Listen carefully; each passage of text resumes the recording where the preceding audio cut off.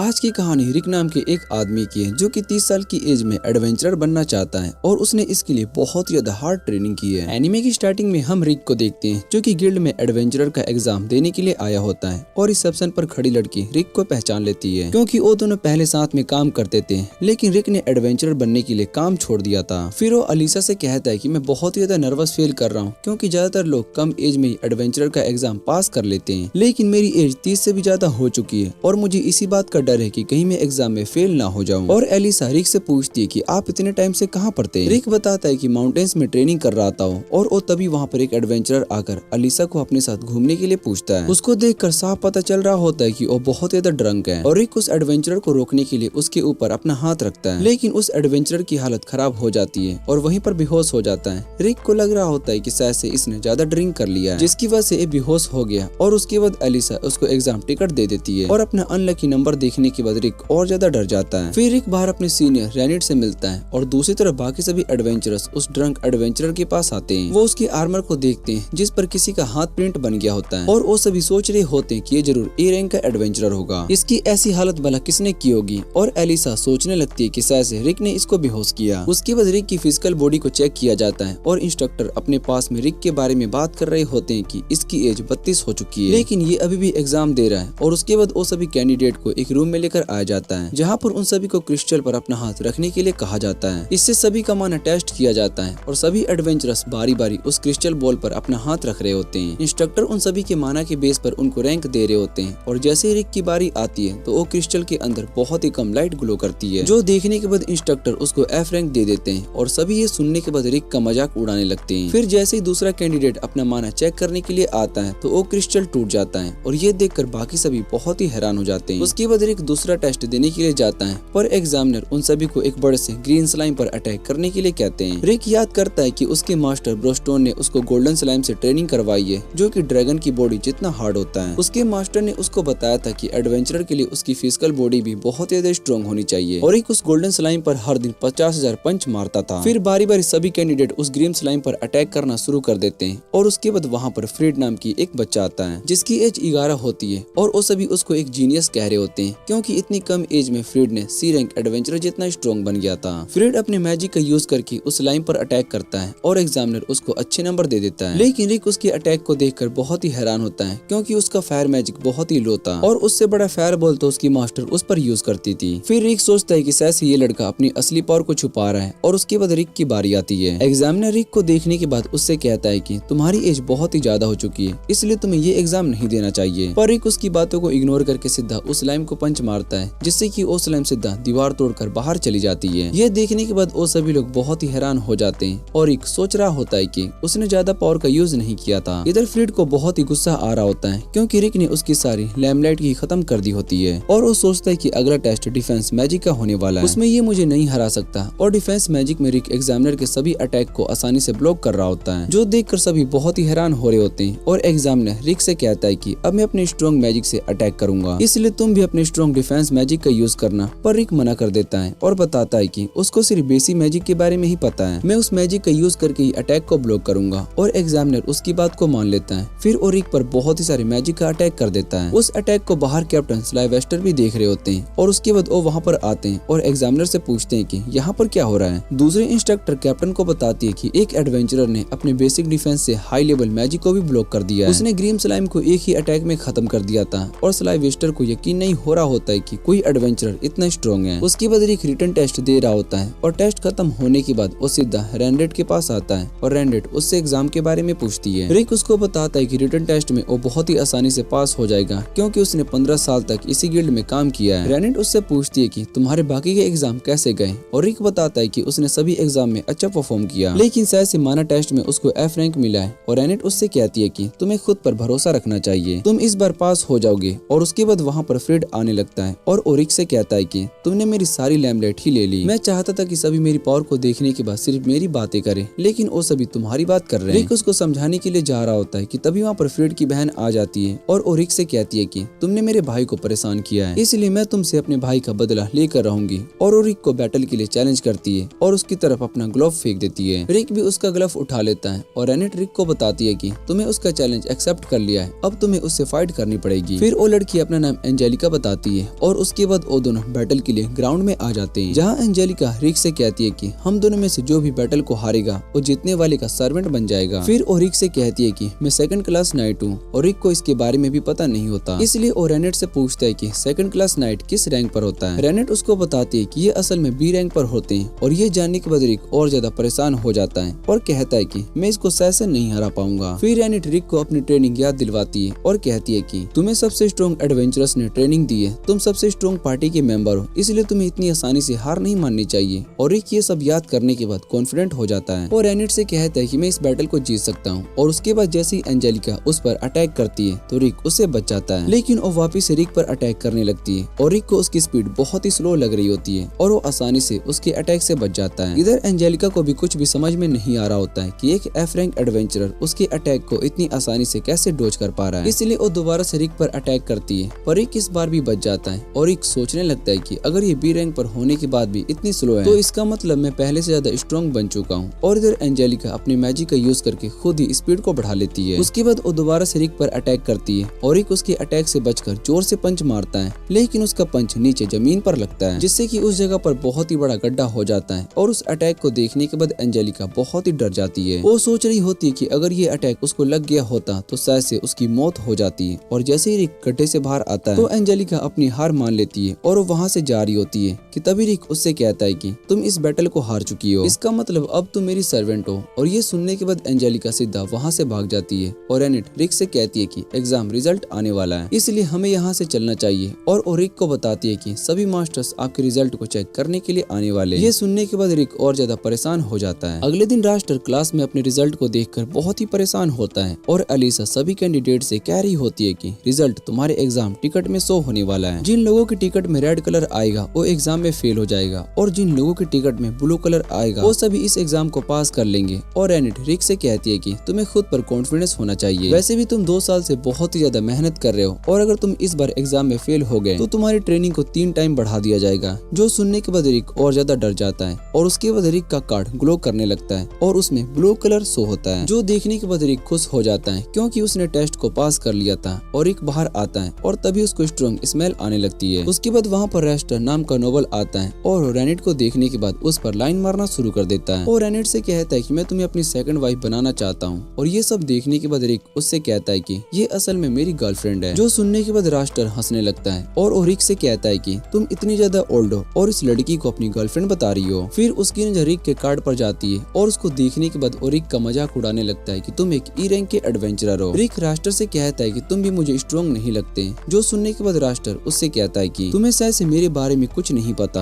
वो बताता है कि मैं 14 साल की एज में एक ई रैंक का एडवेंचरर बन गया था और अब मैं एक ई रैंक का एडवेंचरर हूँ और इस एग्जाम का सेकंड स्टेज का एग्जामिनर हूँ। फिर वो रेनेट को अपने साथ डेट पर चलने के लिए पूछता है पर रेनेट उसको साफ मना कर देती है और कहती है कि ओरिक के साथ आई है। रास्टर ये सब सुनने के बाद बहुत ही गुस्सा हो जाता है और वहाँ से जाने लगता है और कहता है कि अगले एग्जाम में ओरिक को सबक सिखाएगा। रिक सेकंड एग्जाम को लेकर बहुत ही परेशान हो जाता है और कहता है कि अगर रास्टर उसका एग्जामिनर बन गया तो उसके लिए बहुत ही बड़ी प्रॉब्लम हो जाएगी क्योंकि वो मुझे एग्जाम में पास नहीं होने देगा। और उसके बाद वहाँ पर एक एग्जामिनर आता है और ओरिक से कहता है कि मैं सेकंड एग्जाम को लेने वाला हूँ। जो सुनने के बाद रिक बहुत ही खुश हो जाता है और वो एग्जामिनर रिक से कहता है कि तुम इतनी एज में भी एडवेंचरर बनने की कोशिश कर रहे हो, इससे सभी लोग और ज्यादा मोटिवेट होंगे। और मैंने खुद 25 की एज में एडवेंचरर का एग्जाम दिया था और आज मैं बी रैंक का एडवेंचरर हूँ। और रिक को अपना नाम लैंक्स बताता है और उसको एग्जाम के लिए गुड लक विश करता है और वहाँ से जाने लगता है। रिक बहुत ही ज्यादा खुश होता है कि अब उसको एग्जाम में रास्टर को फेस नहीं करना होगा। तभी वहाँ पर एक आदमी आता है और सभी को बताता है कि एग्जामिनर लाइक्सन बीमार हो चुके हैं, जिस वजह से अब तुम सभी के एग्जाम रास्टर लेने वाले। ये सुनने के बाद रिक हैरान हो जाता है और रेनेट उसको बताती है कि रास्टर असल में नॉर्थर्न किंगडम का ड्यूक है। इसका मतलब वो एंजेलिका और फ्रेड से रिलेटेड है। और उसकी बातें सुनने के बाद रिक और परेशान हो जाता है क्योंकि उसने एंजेलिका और फ्रेड दोनों को परेशान किया है। और दूसरी तरफ फ्रेड और एंजेलिका दोनों रास्टर के पास आते हैं। वो दोनों रास्टर को रिक के बारे में बता देते हैं और रास्टर उनसे कहता है कि मैं उससे तुम दोनों का बदला लेकर रहूंगा। इधर रिक सोच रहा होता है कि रास्टर उसको नहीं छोड़ने वाला है और बाकी एडवेंचरर्स भी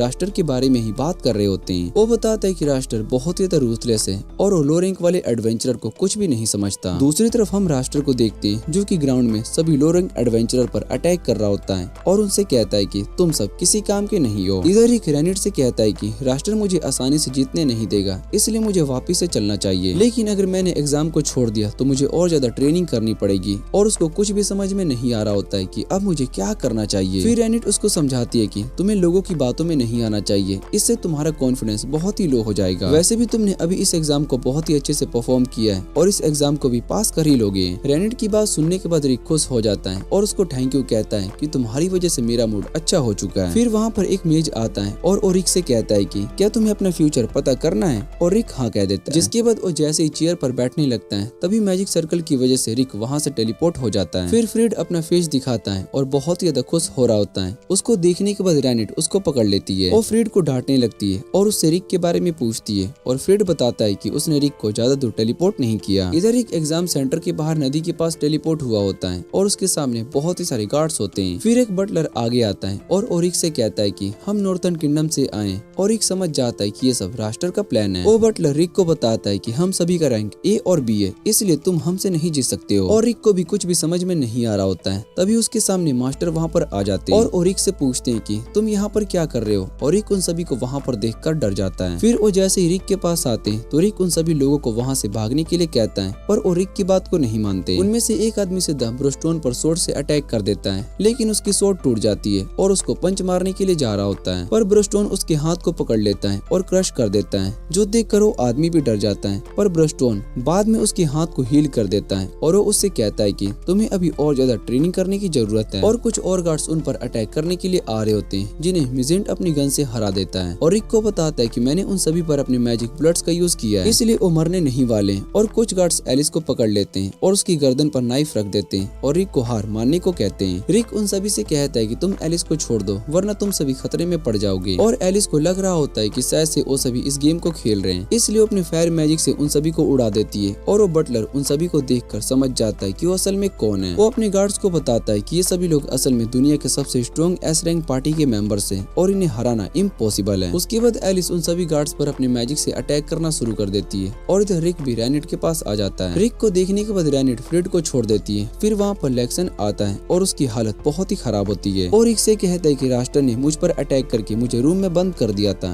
और रिक को यहाँ से भागने के लिए कहता है। लेक्सन बताता है कि राष्ट्र असल में तुम्हें मारना चाहता है और उसकी बातें सुनने के बाद रिक को और ज्यादा गुस्सा आ जाता है। उसके बाद वो ग्राउंड की तरफ जाने लगता है और इधर राष्ट्र सभी लो रैंक एडवेंचरर पर अटैक करके उन्हें हराए जा रहा होता है और वो उन सभी का इंसल्ट करता है। वहाँ ग्राउंड पर एक एडवेंचरर होता है जो कि इन फाइटर को देखकर बहुत ही खुश हो रहा होता है और उसका नाम डोल्फिन होता है। डोल्फिन के पास मैजिकल आई होती है जिसकी वजह से वो एडवेंचरर्स का पावर लेवल देख सकता है और वो उन सभी एडवेंचरर्स का पावर लेवल चेक कर रहा होता है जो कि राष्ट्र से फाइट करने के लिए आए होते हैं। और डोल्फिन राष्ट्र की पावर को चेक करता है और उसको पता चलता है कि राष्ट्र बहुत ही स्ट्रॉन्ग है। वो इस समय ए रैंक पर है, लेकिन ज्यादा टाइम तक राष्ट्र को देखने के बाद उसकी आंखें दर्द होने लगती है। फिर डोल्फिन की नजर रिक पर पड़ती है और जब उसका पावर लेवल चेक करता है तो उसको पता चलता है कि रिक का स्टेटस बहुत ही ज्यादा हाई है। उसको देखने के बाद डोल्फिन के सर में बहुत ही दर्द शुरू हो जाता है और इधर एलिसा रेनिट के पास आती है और रेनिट को बताती है कि मैं और रिक पहले से इस गिल्ड में साथ काम करते हैं और रेनिट एलिसा को बताती है कि मैं रिक की पार्टी की मेंबर हूँ। फिर एलिस रेनिट को रिक की फाइट को देखने के लिए बुलाती है और रेनिट एलिसा को अपने साथ चलने के लिए कहती है। जैसे ही एलिसा उनके पास आती है तो वहाँ पर और को देखकर बहुत ही हैरान हो जाती है और सोचने लगती है कि सभी लोग दिखने में बहुत ही अजीब है। फिर मिजेट रेनिट को अपने पास बैठने के लिए कहता है, लेकिन वो साफ मना कर देती है। और उसके बाद मिजेट एलिसा को देखता है और उसके बारे में रेनिट से पूछता है। रेनिट बताते है कि एलिसा असल में रिक की दोस्त है और वो दोनों साथ में काम करते थे। फिर ब्रोस्टोन रेनिट से पूछता है कि रिक यहाँ पर एग्जाम कैसे परफॉर्म कर रहा है और रेनिट बताते है कि रिक इस एग्जाम को आसानी से पास कर लेगा। तभी एलिसा उन्हें बताती है कि राष्ट्र भी ए रैंक का एडवेंचरर है और वो सबसे रूथलेस एग्जामिनर है जो कि लो लेवल एडवेंचरर्स को कुछ भी नहीं समझता। लेकिन ब्रोस्टोन को इससे कोई फर्क नहीं पड़ता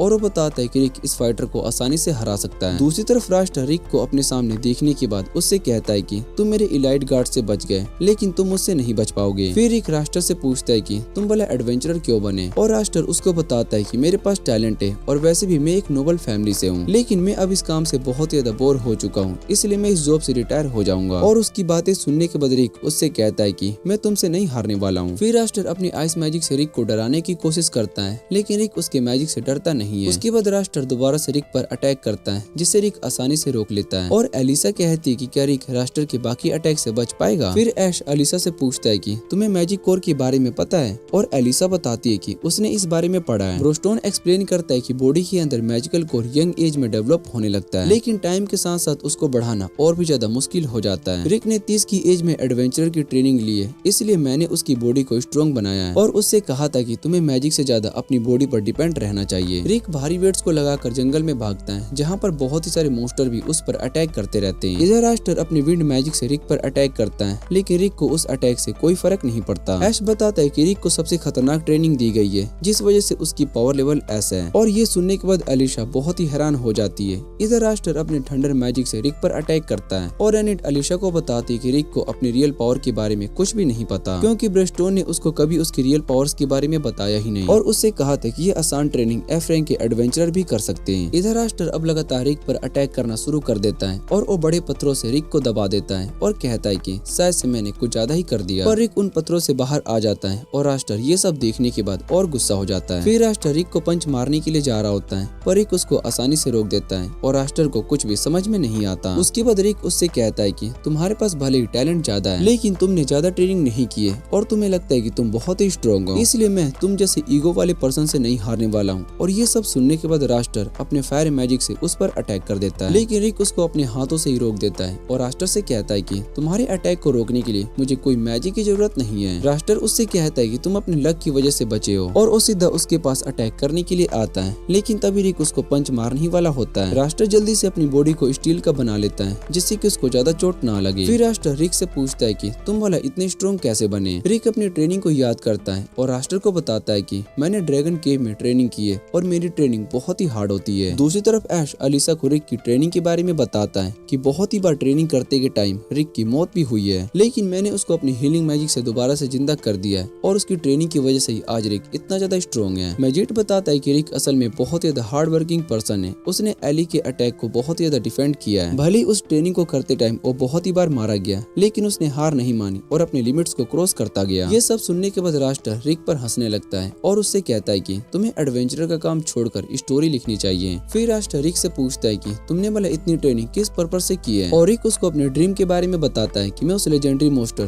काइजर को हराना चाहता हूँ। जो सुनने के बाद रास्टर उससे कहता है कि काइजर के बारे में जो कुछ भी लिखा है वो सब बस एक कहानी है, पर रिक को इससे कोई फर्क नहीं पड़ता और वो रास्टर से कहता है कि मैं अपने ड्रीम को पूरा करके रहूंगा। जो सुनने के बाद अब रास्टर का भी मूड बहुत ही ज्यादा खराब हो चुका होता है और अपने मैजिक का यूज करके रिक को पकड़ लेता है। फिर रास्टर अपने हाई मैजिक का यूज करके एक बड़ा सा गुलेम बनाता है और रिक पर अटैक करने के लिए आ रहा होता है। रिक भी अपने बेसिक मैजिक का यूज करता है, जो देखने के बाद रास्टर उससे कहता है कि क्या तुम्हें सच में लगता है कि तुम अपने लो लेवल मैजिक से मुझे हरा सकते हो। रिक रास्टर से पूछता है कि तुमने अपनी मैजिक को कितनी बार प्रैक्टिस किया है, और रास्टर को कुछ भी समझ में नहीं आ रहा होता है कि रिक क्या कह रहा है। रिक उसको बताता है कि मैंने अपनी मैजिक को 100 मिलियन टाइम्स तक प्रैक्टिस किया है, और एलिसा कहती है कि ऐसा पॉसिबल कैसे हो सकता है। फिर ब्रोस्टोन उसको बताता है कि मैंने मैजिक का यूज करके टाइम को बहुत ही स्लो कर दिया था जिससे कि रिक प्रैक्टिस कर सकता। उसके बाद वो दोनों एक दूसरे पर अटैक करते हैं, लेकिन रिक की पावर से रास्टर का गुलेम पूरी तरीके से टूट जाता है और रास्टर सीधा ग्राउंड पर जाकर गिरता है। ये देखने के बाद बाकी सभी लोग भी बहुत ही हैरान हो जाते हैं और उसके बाद रास्टर के मास्टर उसको एग्जाम में पास होने की विश करते हैं। उसके बाद वहाँ पर रास्टर भी अपने भाई और बहन के साथ आता है और रिक उसको बताता है कि मैं तुम जैसे जीनियस को इसलिए हरा सका क्योंकि मैंने अपने मैजिक को प्रैक्टिस करके मास्टर कर लिया। और रिक रास्टर को एडवाइस देता है कि तुम्हें भी अपने मैजिक को प्रैक्टिस करनी चाहिए। रास्टर उसकी बात को सुनने के बाद वहाँ से जाने लगता है और रिक से कहता है कि अगली बार जब हम मिलेंगे तो तुम्हें जरूर हराऊंगा। उसके बाद रास्टर फ्रेड और एंजेलिका के साथ वहाँ से चला जाता है और रास्टर रेनिट के साथ अपने एग्जाम का रिजल्ट का वेट कर रहा होता है। बाकी सभी लोग खाना खा रहे होते हैं और दूसरी तरफ रिक अपने रिजल्ट अनाउंस होने का वेट कर रहा होता है। रेनिट उससे पूछती है कि तुम क्या सोच रहे हो, और रिक उसको बताता है कि मैं अपना पास्ट याद कर रहा हूँ। फिर हमें रिक का पास्ट दिखाया जाता है जहाँ पर वो यमोटो नाम के एक एडवेंचरर की बुक पढ़ रहा होता है। उस एडवेंचरर ने बुक में काइजर नाम के मॉन्स्टर के बारे में लिखा होता है, जो भी उस मॉन्स्टर को हराएगा तो उसको कोई भी विश पूरी हो सकती है। रिक इन बातों से बहुत ज्यादा एक्साइटेड हो जाता है और वो डिसाइड करता है कि वो बड़ा होकर एक एडवेंचरर बनेगा और काइजर को हराएगा। फिर रिक अपने पेरेंट्स से इस बारे में बात करता है और उसके पेरेंट्स उससे कहते हैं कि वो लेजेंडरी मॉन्स्टर असल में एक कहानी है, इसलिए तुम्हें उस पर ध्यान नहीं देना चाहिए और अपने लिए कोई स्टेबल सी जॉब ढूंढनी चाहिए। और उसकी मॉम उससे कहती है कि एडवेंचर बनने में बहुत ज्यादा खतरा होता है, तुम्हें अपनी डैड की बात मान लेनी चाहिए। और ये सब सुनने के बाद वो निराश हो जाता है और अगले दिन वो डॉक्टर के पास जाता है। डॉक्टर रिक को चेक करता है और उससे कहता है कि तुम्हारी स्किल अभी एक्टिवेट नहीं हुई है, लेकिन फ्यूचर में वो कभी भी एक्टिवेट हो सकती है। जो सुनने के बाद रिक बहुत ही खुश हो जाता है और कहता है कि अगर मेरी स्किल एक्टिवेट हो जाती है तो मैं एक एडवेंचरर बन पाऊंगा।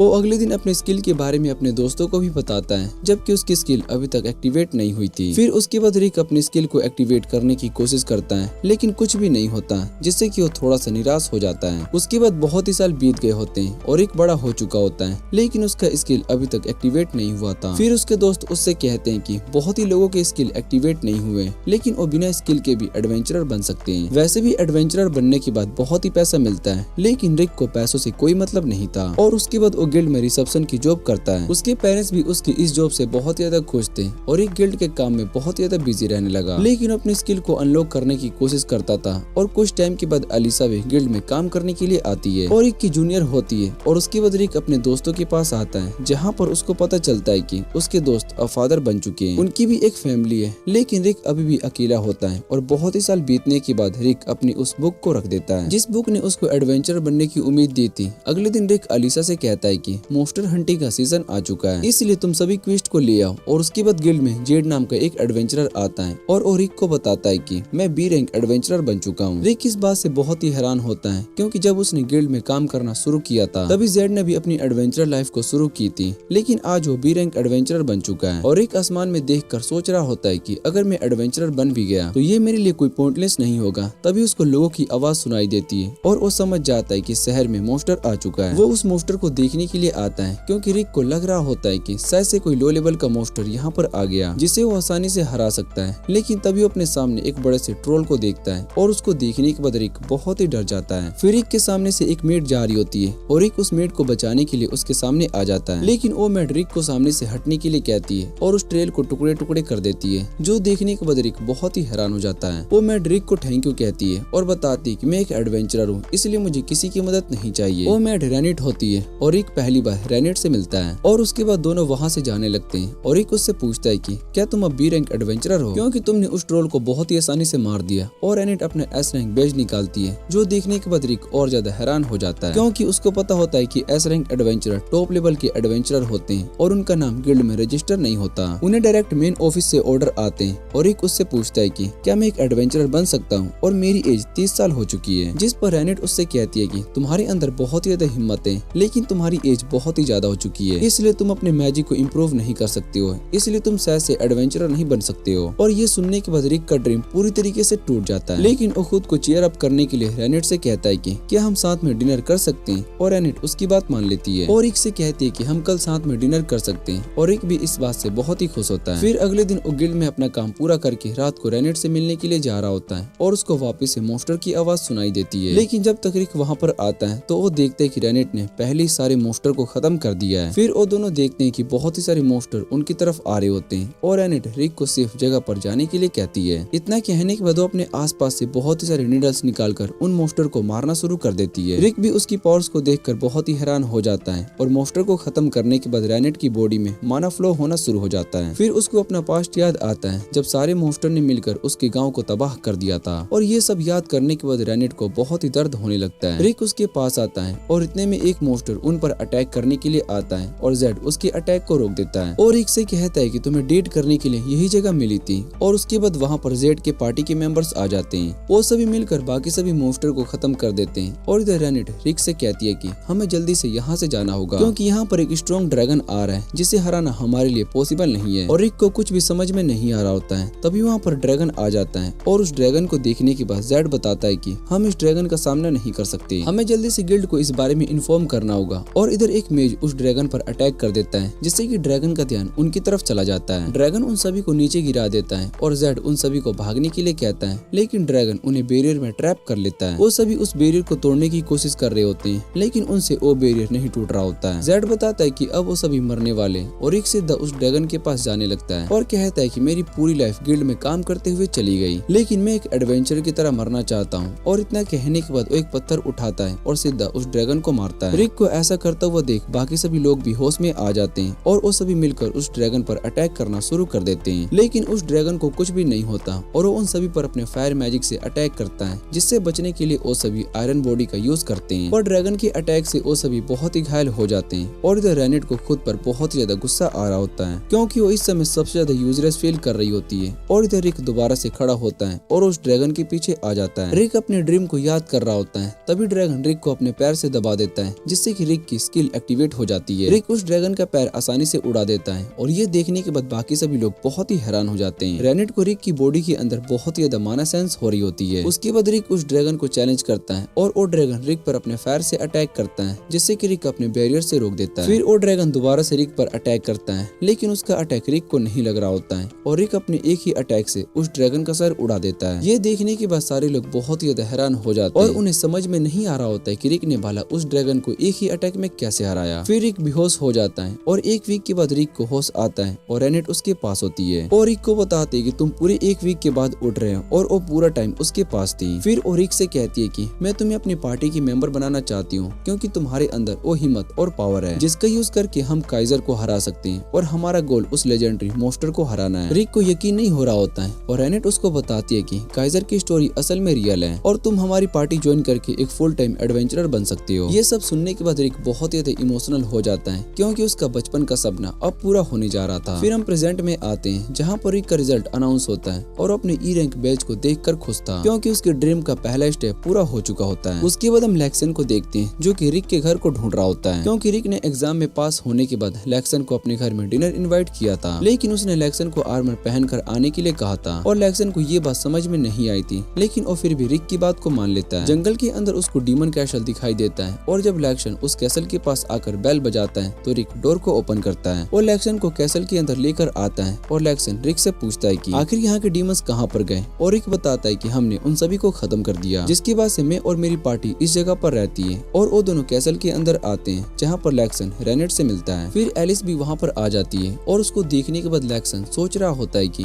मेरी बेटी भी इसके जैसी सेम एज की है। तभी एलिस अपने मैजिक से लेक्सन पर अटैक कर देती है और रिक उसके अटैक को रोक लेता है, जिससे कि वहाँ पर रूम की दीवारें टूट जाती है। रिक एलिस से कहता है कि तुम इस तरीके से किसी पर भी अटैक नहीं कर सकती हो और रेनेट एलिस से कहती है कि तुम्हारी इस गलती के लिए तुम्हारी फूड मिल से पैसे काटे जाएंगे। जो सुनने के बाद एलिस रेनेट से रिक्वेस्ट करने लगती है कि वो ऐसा ना करे और उसके बाद रेनेट लेक्सिन को उसका रूम दिखाती है। लेक्सिन बाहर मिजेट को देखता है जो कि वेपन बना रहा होता है और लेक्सिन उसके पास जाता है और उससे पूछता है कि ये क्या चीज है। मिजेट उसको बताता है कि ये आरपीजी वेपन है और इस तरह के वेपन्स बनाना मुझे बहुत ही अच्छा लगता है और उसके बाद लेक्सिन उस आरपीजी को ट्राई करता है जिससे कि वहाँ पर बहुत ही बड़ा ब्लास्ट होता है और उसको देखने के बाद लेक्सिन सोचता है कि अगर इन वेपन्स का यूज वॉर में होने लगा तो वॉर पूरी तरीके से चेंज हो सकती है। और उसके बाद लेक्सिन वापस से कैसल में आ जाता है जहाँ पर वो ऐश को देखता है जो अपने रूम में बैठकर बुक को पढ़ रहा होता है और ऐश को पता होता है कि लेक्सिन उसे ही देख रहा होता है, इसलिए वो उसको अंदर आने के लिए कहता है। लेक्सिन वहाँ पर रूम में बहुत ही सारी बुक्स देखता है और वो सोचता है कि शायद ये यहाँ पर सबसे स्मार्ट है। फिर वो ऐश से पूछता है कि क्या आपने सारी बुक्स को पढ़ ली है और ऐश बताता है कि मैंने इनमें से बहुत ही सारी बुक्स को पढ़ी है, लेकिन कुछ बुक्स अभी भी पेंडिंग है और मैं रिक की ट्रेनिंग में बहुत ही बिजी रहता हूँ, इसलिए मुझे ज्यादा टाइम नहीं मिल पाया। फिर लेक्सिन ब्रोस्टोन से कहता है कि क्या आप मुझे भी रिक की तरह ट्रेनिंग दे सकते हो और ऐश उनकी बात मान लेता है। इधर रिक मेजेट के पास आता है और उससे लेक्सिन के बारे में पूछता है तो वो उसको बताता है कि ब्रोस्टोन लेक्सिन को अपने साथ ट्रेनिंग के लिए ले गया। जो सुनने के बाद रिक बहुत ही डर जाता है क्योंकि उसको पता था कि लेक्सिन उस ट्रेनिंग में मारा जा सकता है। दूसरी तरफ लेक्सिन को बहुत ही सारे वेट के साथ पहाड़ के नीचे फेंक दिया जाता है और लेक्सिन एक मोस्टर के ऊपर आकर गिरता है जिसे रेनेट उठाती है। फिर वो रेनेट को थैंक यू कहता है और उसके वेट को देख कर रेनेट समझ जाते कि ये सारा काम ऐश का है। लेक्सिन उसको बताती कि ऐश असल में मुझे ट्रेनिंग दे रहा है और उसके बाद ऐश वहाँ पर आता है और लेक्सिन को अपने साथ लेकर जाने लगता है। शाम को लेक्सिन बहुत ही ज्यादा थका हुआ होता है और रिक उससे पूछता है कि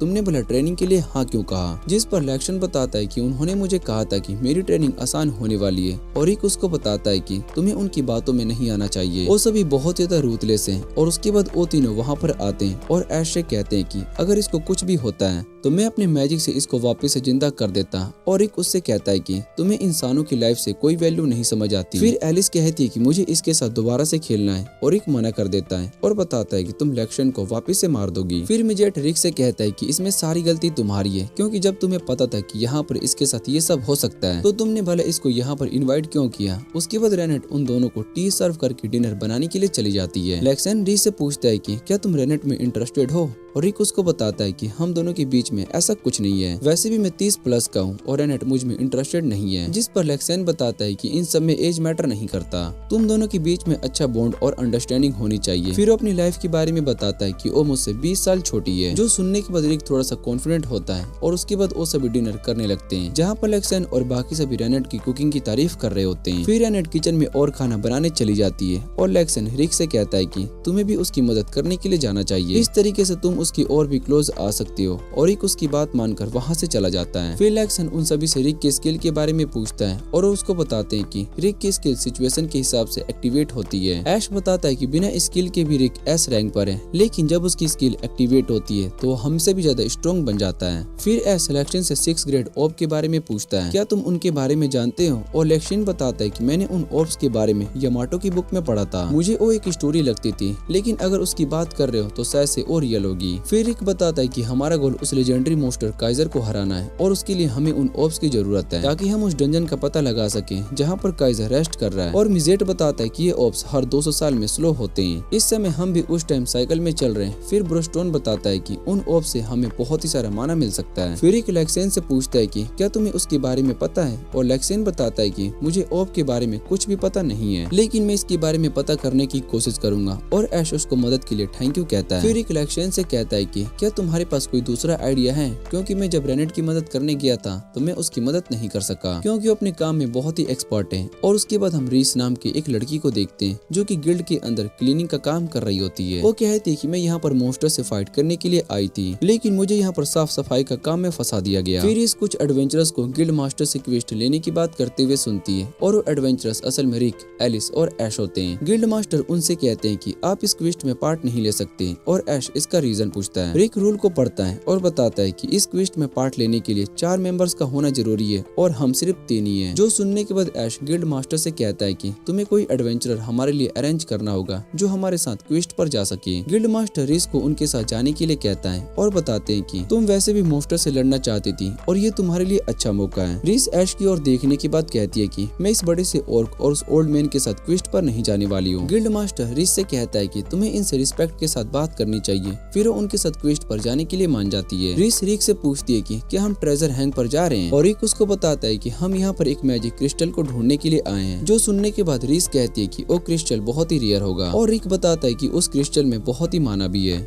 जिससे कि वो मोस्टर को अपनी तरफ अट्रैक्ट कर रहे हैं। और इस रिक से कहती है कि तुम्हें मोस्टर से डरने की कोई जरूरत नहीं है, मैं किसी भी तरीके की मोस्टर को हरा नहीं सकती हूँ। अभी मेरा रैंक F है, लेकिन A रैंक तक पहुँचने में मुझे ज्यादा टाइम नहीं लगने वाला है। और रिक से उसका रैंक पूछती है और रिक उसको अपना रैंक E बता देता है और आगे जाने के बाद उन्हें ऑर्ब की लाइटिंग दिखाई देती है। दूसरी तरफ मिजेट अपने न्यू गैजेट को टेस्ट कर रहा होता है और उसका यूज रेनेट पर करने वाला होता है कि तभी रेनेट इसके पास आ जाती है। वो मिजेट से इस गैजेट के बारे में पूछती है और मिजेट बताता है कि इसका यूज करके हम बिना माना के हवा को बना सकते हैं। जो सुनने के बाद रेनेट उस गैजेट को तोड़ देती है और कहती है कि ये यूजलेस है। दूसरी तरफ रिक और उसके सामने एक वाइब्रिन होता है जिसे देखने के बाद रिस पेड़ के पीछे छिप जाती है। ऐश बताता है कि यहाँ पर वाइब्रिन का नेस्ट है और रिस ये सुनने के बाद कहती है कि एक वाइब्रिन बहुत ही स्ट्रॉन्ग होता है, पर यहाँ पर इसका नेस्ट भी है, इसका मतलब ये और भी वाइब्रिन को बुला सकता है। और ऐश उस वाइब्रिन के पास जा रहा होता है, जो देख कर रिस को लगता है कि शायद से ब्रोस्टोन के पास कोई प्लान होगा और ऐश सीधा उस वाइब्रिन को पंच मारता है। फिर वो बताता है कि यही मेरा प्लान है। फिर रिस उसको बताती है कि अब वाइब्रिन अपने बाकी साथी के साथ हम पर अटैक करने के लिए आएगा। ऐश उसकी बातों से परेशान हो रहा होता है, इसलिए वो रिक को उसके साथ रहने के लिए कहता है। फिर इस रिक से कहती है कि तुमने मुझे पहले क्यों नहीं बताया था कि हम वाइब्रिन से लड़ने वाले हैं। और रिक उससे कहता है कि तुमने ही कहा था कि तुम किसी भी मोस्टर को हरा सकती हो, जिस पर रिस बताती है कि उसने वाइब्रिन को उसमें ऐड नहीं किया था। और उसके बाद उनके पास वाइब्रिन की डेड बॉडीज आकर गिरती है। फिर वो एलिस और ऐश को देखती है जो कि सभी वाइब्रिन को आसानी से मार रहे होते हैं और इसको कुछ भी समझ में नहीं आ रहा होता है। इतने में एक रेड वाइब्रिन उस पर अटैक कर देता है, पर रिक उसको बचा लेता है। और उस रेड वाइब्रिन को देखने के बाद रिस उससे कहती है कि ये ड्रैगन कितने ज्यादा स्ट्रॉन्ग होते हैं। फिर रिक सीधा उस रेड वाइब्रिन के पास जाने लगता है और रिस उससे कहती है कि तुम एक E रैंक पर हो, इसलिए तुम उस मोस्टर को नहीं हरा सकते हो। पर रिक उस रेड वाइब्रिन को एक ही अटैक में मार देता है, जो देखने के बाद रिस पूरी तरीके से हैरान हो जाती है। उसके बाद गिल्ड में रिस और रिक उसकी टीम के बारे में सोच रही होती है और गिल्ड मास्टर उसके पास आते हैं और उससे उसका एक्सपीरियंस पूछते हैं। फिर रिस उन्हें बताते हैं कि वो सभी लोग बहुत ज्यादा अजीब है और वाइब्रिन को मारने फिर रिस उन्हें बताती है कि वो सभी लोग बहुत ज्यादा अजीब है और वाइब्रिन को मारने के बाद उसमें से एक डिनर के लिए अपने साथ ले जाते हैं। गिल्ड मास्टर रिस को बताते हैं कि वो सबसे स्ट्रॉन्ग S रैंक पार्टी के मेंबर्स थे और ये सुनने के बाद रिस डिसाइड करती है कि वो भी एक S रैंक एडवेंचरर बनेगी, इसलिए वो E रैंक का एग्जाम देने के लिए चली जाती है। और दूसरी तरफ रिक और उनके साथी को रेड ऑर्ब मिल जाता है। मिजेट उसके माना को फील कर पा रहा होता है और एस उससे कहता है कि तुम इसके माना का यूज करके बाकी ऑर्ब्स की लोकेशन पता करो। फिर मिजेट अपने मैजिक का यूज करता है और उन सभी को अगले ऑर्ब की लोकेशन पता चल जाती है। ऐश बताता है कि वो जगह हेरोटोपिया है और ये जगह कोलोसियम और कॉम्बैट स्पोर्ट के लिए बहुत ही फेमस है। उसके बाद हम एंजेलिका को देखते हैं जो कि कोलोसियम के अंदर अपने ओपोनेंट को हरा देती है। उसके बाद ऐश रिक को हेरोटोपिया के बारे में बता रहा होता है कि 400 साल पहले किंग अलेक्जेंडर ने इस कोलिसियम को बनवाया था। वो खुद एक बहुत ही बड़े फाइटर रह चुके थे और उन्होंने 10,000 से भी ज्यादा फाइट्स को जीती है और उनकी वजह से ये जगह कितनी ज्यादा फेमस हो गई है। लोगों ने यहाँ पर हेराटोफिया का नाम नेशन बना लिया और उसके बाद रिक और बाकी सभी अलेक्जेंडर के स्टैचू को देखने लगते हैं। ऐश कहता है कि काश वो भी अलेक्जेंडर से फाइट कर पाता और रिक बताता है कि अगर ऐसा होता तो हम पूरे नेशन को ही खत्म कर देते। फिर रेनेट बताती है कि अलेक्जेंडर ने फर्स्ट फाइट को बहुत ही ज्यादा फेमस बनाया है और यहाँ पर फाइटर्स को बहुत ही ज्यादा रिस्पेक्ट दी जाती है। उसके बाद ऐश एक आदमी को ऑर्ब के बारे में पूछता है, लेकिन वो आदमी ऐश को देखकर बहुत ही ज्यादा डर जाता है। फिर वो वहाँ से भाग जाता है और रिक उनसे कहता है कि हमें कहीं और जाकर पता करना होगा। तभी उन्हें वहाँ पर एक आदमी दिखाई देता है जो कि एक लड़की को परेशान कर रहा होता है और ऐश उनके पास जाता है। वो उस आदमी से कहता है कि तुम्हें इस तरीके से किसी को परेशान नहीं करना चाहिए और वो आदमी ऐश को देखने के बाद गुस्सा हो जाता है। वो उससे कहता है कि मैं तुमसे नहीं डरता और वो फाइट करने के लिए कहता है और ऐश भी उसकी बात को मान लेता है। फिर वो दोनों एक गली में जाते हैं और ऐश उसको एक ही अटैक में हरा देता है और उसके बाद ऐश उससे कहता है कि मुझे तुमसे कुछ पूछना है। फिर वो आदमी अपना नाम गोल्ड बताता है और वो लड़की अपना नाम मिलिटिया बताती है। उसके बाद रिक उन्हें ग्रैंड ऑर्ब दिखाता है और उनसे पूछता है कि क्या तुम्हें इस तरीके से कोई ऑर्ब देखना है, जिसे देखने के बाद मिलिटिया बताती है कि उसने इस तरीके का ऑर्ब बहुत ही देखा है, लेकिन उसको याद नहीं आ रहा होता है कि उसने इसको कहाँ पर देखा है। ऐश उनसे कहता है कि ये ऑर्ब हमारे लिए बहुत ही इम्पोर्टेंट है और तभी उन्हें वहाँ पर एक परेड दिखाई देती है, जिसे देखकर गोल्ड और मिलिटिया दोनों बहुत ही एक्साइटेड हो जाते हैं और बताते हैं कि टूर्नामेंट 2 मंथ में शुरू होने वाला है। रेनेट उनसे पूछती है कि तुम किस टूर्नामेंट के बारे में बात कर रहे हो और गोल्ड बताता है कि फर्स्ट टूर्नामेंट यहाँ पर सबसे ज्यादा पॉपुलर है। हर साल इस टूर्नामेंट को देखने के लिए 5 लाख से भी ज्यादा लोग आते हैं। फिर सभी लोग केल्विन को देखकर और ज्यादा खुश हो जाते हैं। गोल्ड बताता है कि केल्विन असल में इस टूर्नामेंट के 5 टाइम चैंपियन रह चुका है और मैं भी उसी की तरह स्ट्रॉन्ग फाइटर बनना चाहता हूँ। तभी मिलिटिया जोर से चिल्लाती है और रिक उससे पूछता है कि तुम्हें क्या हुआ, जिस पर वो उन्हें केल्विन की बेल्ट देखने के लिए कहती है। केल्विन की बेल्ट पर एक ऑर्ब लगा होता है जो देखने के बाद रिक भी बहुत ही हैरान हो जाता है और उसके बाद केल्विन अपनी परेड को खत्म करने के बाद जिम में आ जाता है, जहाँ उसके मास्टर निक उससे कहते हैं कि तुम्हें दोबारा से इस परेड का हिस्सा बनना पड़ेगा और केल्विन बताता है कि मेरा काम लोगों को एंजॉय करवाना है। फिर निक केल्विन से कहता है कि तुम पहले की तरह ठीक नहीं लग रहे हो और केल्विन कहता है कि मैं किसी स्ट्रॉन्ग ओपोनेंट का वेट कर रहा हूँ। तभी वहाँ पर रिक और रेनेट आ जाते हैं और उन्हें देखकर केल्विन थोड़ा सा हैरान हो जाता है, पर निक को लगता है कि शायद से वो दोनों केल्विन के फैंस हैं, इसलिए वो उन्हें वहाँ से जाने के लिए कहता है। पर निक उसको बताता है कि हम यहाँ पर किसी काम से आए हैं। उसके बाद ऐश भी वहाँ पर आ जाता है और वो केल्विन से कहता है कि मुझे तुम्हारी बेल्ट चाहिए, जो सुनने के बाद निक गुस्सा हो जाता है और ऐश उन्हें बताता है कि उस बेल्ट में जो ऑर्ब लगा हुआ है हम उसको 1 साल से ढूंढ रहे हैं और इसके बदले में हम तुम्हें और भी ज्यादा रेयर चीजें दे सकते हैं। पर निक उनके ऑफर को साफ मना कर देता है और उसको वहाँ से जाने के लिए कहता है। फिर केल्विन उन्हें रोकता है और उनसे कहता है कि ये बेल्ट असल में इस नेशन के लिए बहुत ही इम्पोर्टेंट है और अगर तुम्हें इसका ऑर्ब चाहिए तो तुम्हें मुझे टूर्नामेंट में हराना होगा। और ऐश उसकी बातें सुनने के बाद वहाँ से जाने लगता है। रिक उससे पूछता है कि अब हमें क्या करना चाहिए और ऐश बताता है कि हमें इस टूर्नामेंट में पार्ट लेना चाहिए, तभी हमें वो ऑर्ब मिल सकता है और उसके बाद वो वहाँ से चले जाते हैं। निक केल्विन से कहता है कि इन सभी में मैनर्स नहीं है और केल्विन बताता है कि अगर यहाँ पर बातें और सीरियस हो जाती तो सभी मारे जा सकते थे। केल्विन बताता है कि उस आदमी के बॉडी को देखकर लग रहा था कि उसने बहुत ज्यादा हार्ड ट्रेनिंग की होगी, लेकिन उसके अंदर से मुझे कोई और एनर्जी फील नहीं हो रही थी। दूसरी तरफ वो मेड के पास बहुत ज्यादा पावर थी और वो ऑर्क असल में एक मोस्टर जैसा स्ट्रॉन्ग पर्सन था। बाहर ब्रिस्टोन रिक से कहता है कि हमें इस टूर्नामेंट के मेन इवेंट में पार्ट लेने के लिए सबसे पहले क्वालिफाई करना होगा और रिक से कहता है कि तुम वेस्ट साइड से फाइटर को हरा कर क्वालिफाई करोगे और मैं ईस्ट साइड से क्वालिफाई करूंगा। और रिक उसकी बात को मान लेता है और उससे पूछता है कि क्या हम अकेले सब कुछ मैनेज कर सकते हैं। और ऐश बताता है कि मैंने एक गिल्ड को ढूंढ लिया है। फिर गोल्ड वहाँ पर आता है और वो ऐश से कहता है कि मैंने आपके लिए कैरेज रेडी कर दिया है और वो उस कैरेज को देखकर रिक थोड़ा सा हैरान हो जाता है। उसके बाद रिक रेनेट का साथ टेस्ट देने के लिए चला जाता है और रेनेट बताती है कि इस टूर्नामेंट में बहुत ही सारे लोग पार्ट लेने वाले हैं। रिक बताता है कि इसलिए मैं बहुत ही एक्साइटेड हूँ और उसके बाद वो ग्राउंड टेस्ट देने के लिए आ जाता है, जहाँ एग्जामिनर रिक से कहता है कि तुम्हें यहाँ पर एक बैटल करना होगा और रिक उससे पूछता है कि क्या मेरा ओपोनेंट स्ट्रॉन्ग है, जिस पर एग्जामिनर बताता है कि उसने बहुत ही सारे फाइटर को हरा कर क्वालिफाई कर लिया है, लेकिन तुम्हें डरने की जरूरत नहीं है क्योंकि ये बैटल बस तुम्हें टेस्ट करने के लिए हो रहा है और अगर तुम इसमें हार भी जाओगे तो तुम्हें टूर्नामेंट से बाहर नहीं किया जाएगा। फिर उसके बाद ग्राउंड पर उसकी ओपोनेंट फाइट करने के लिए आ जाती है और रिक उसकी आवाज सुनने के बाद देखता है कि वो तो असल में एंजेलिका है। एंजेलिका भी रिक को वहाँ पर देखकर बहुत ही हैरान हो जाती है और वो सोचने लगती है कि मुझे रिक से बैटल करना होगा। रिक उससे पूछता है कि क्या तुम्हारा भाई यहाँ पर आया है, पर एंजेलिका मना कर देती है और रिक उससे कहती है कि इस बार वो उससे नहीं हारने वाली है। फिर बैटल शुरू होती है और जैसे ही एंजेलिका उस पर अटैक करने के लिए जा रही होती है तो वो नीचे गिर जाती है। वो दोबारा से अटैक करने की कोशिश करती है लेकिन वो वापस से नीचे गिर जाती जाती है और रिक उसको बताता है कि ये मेरी न्यू ट्रिक है जिसका यूज करके मैं अपने ओपोनेंट को फाइट में आसानी से हरा सकता हूँ और इससे उनके अंदर लड़ने की विल खत्म हो जाती है और उन्हें ज्यादा चोट भी नहीं आता।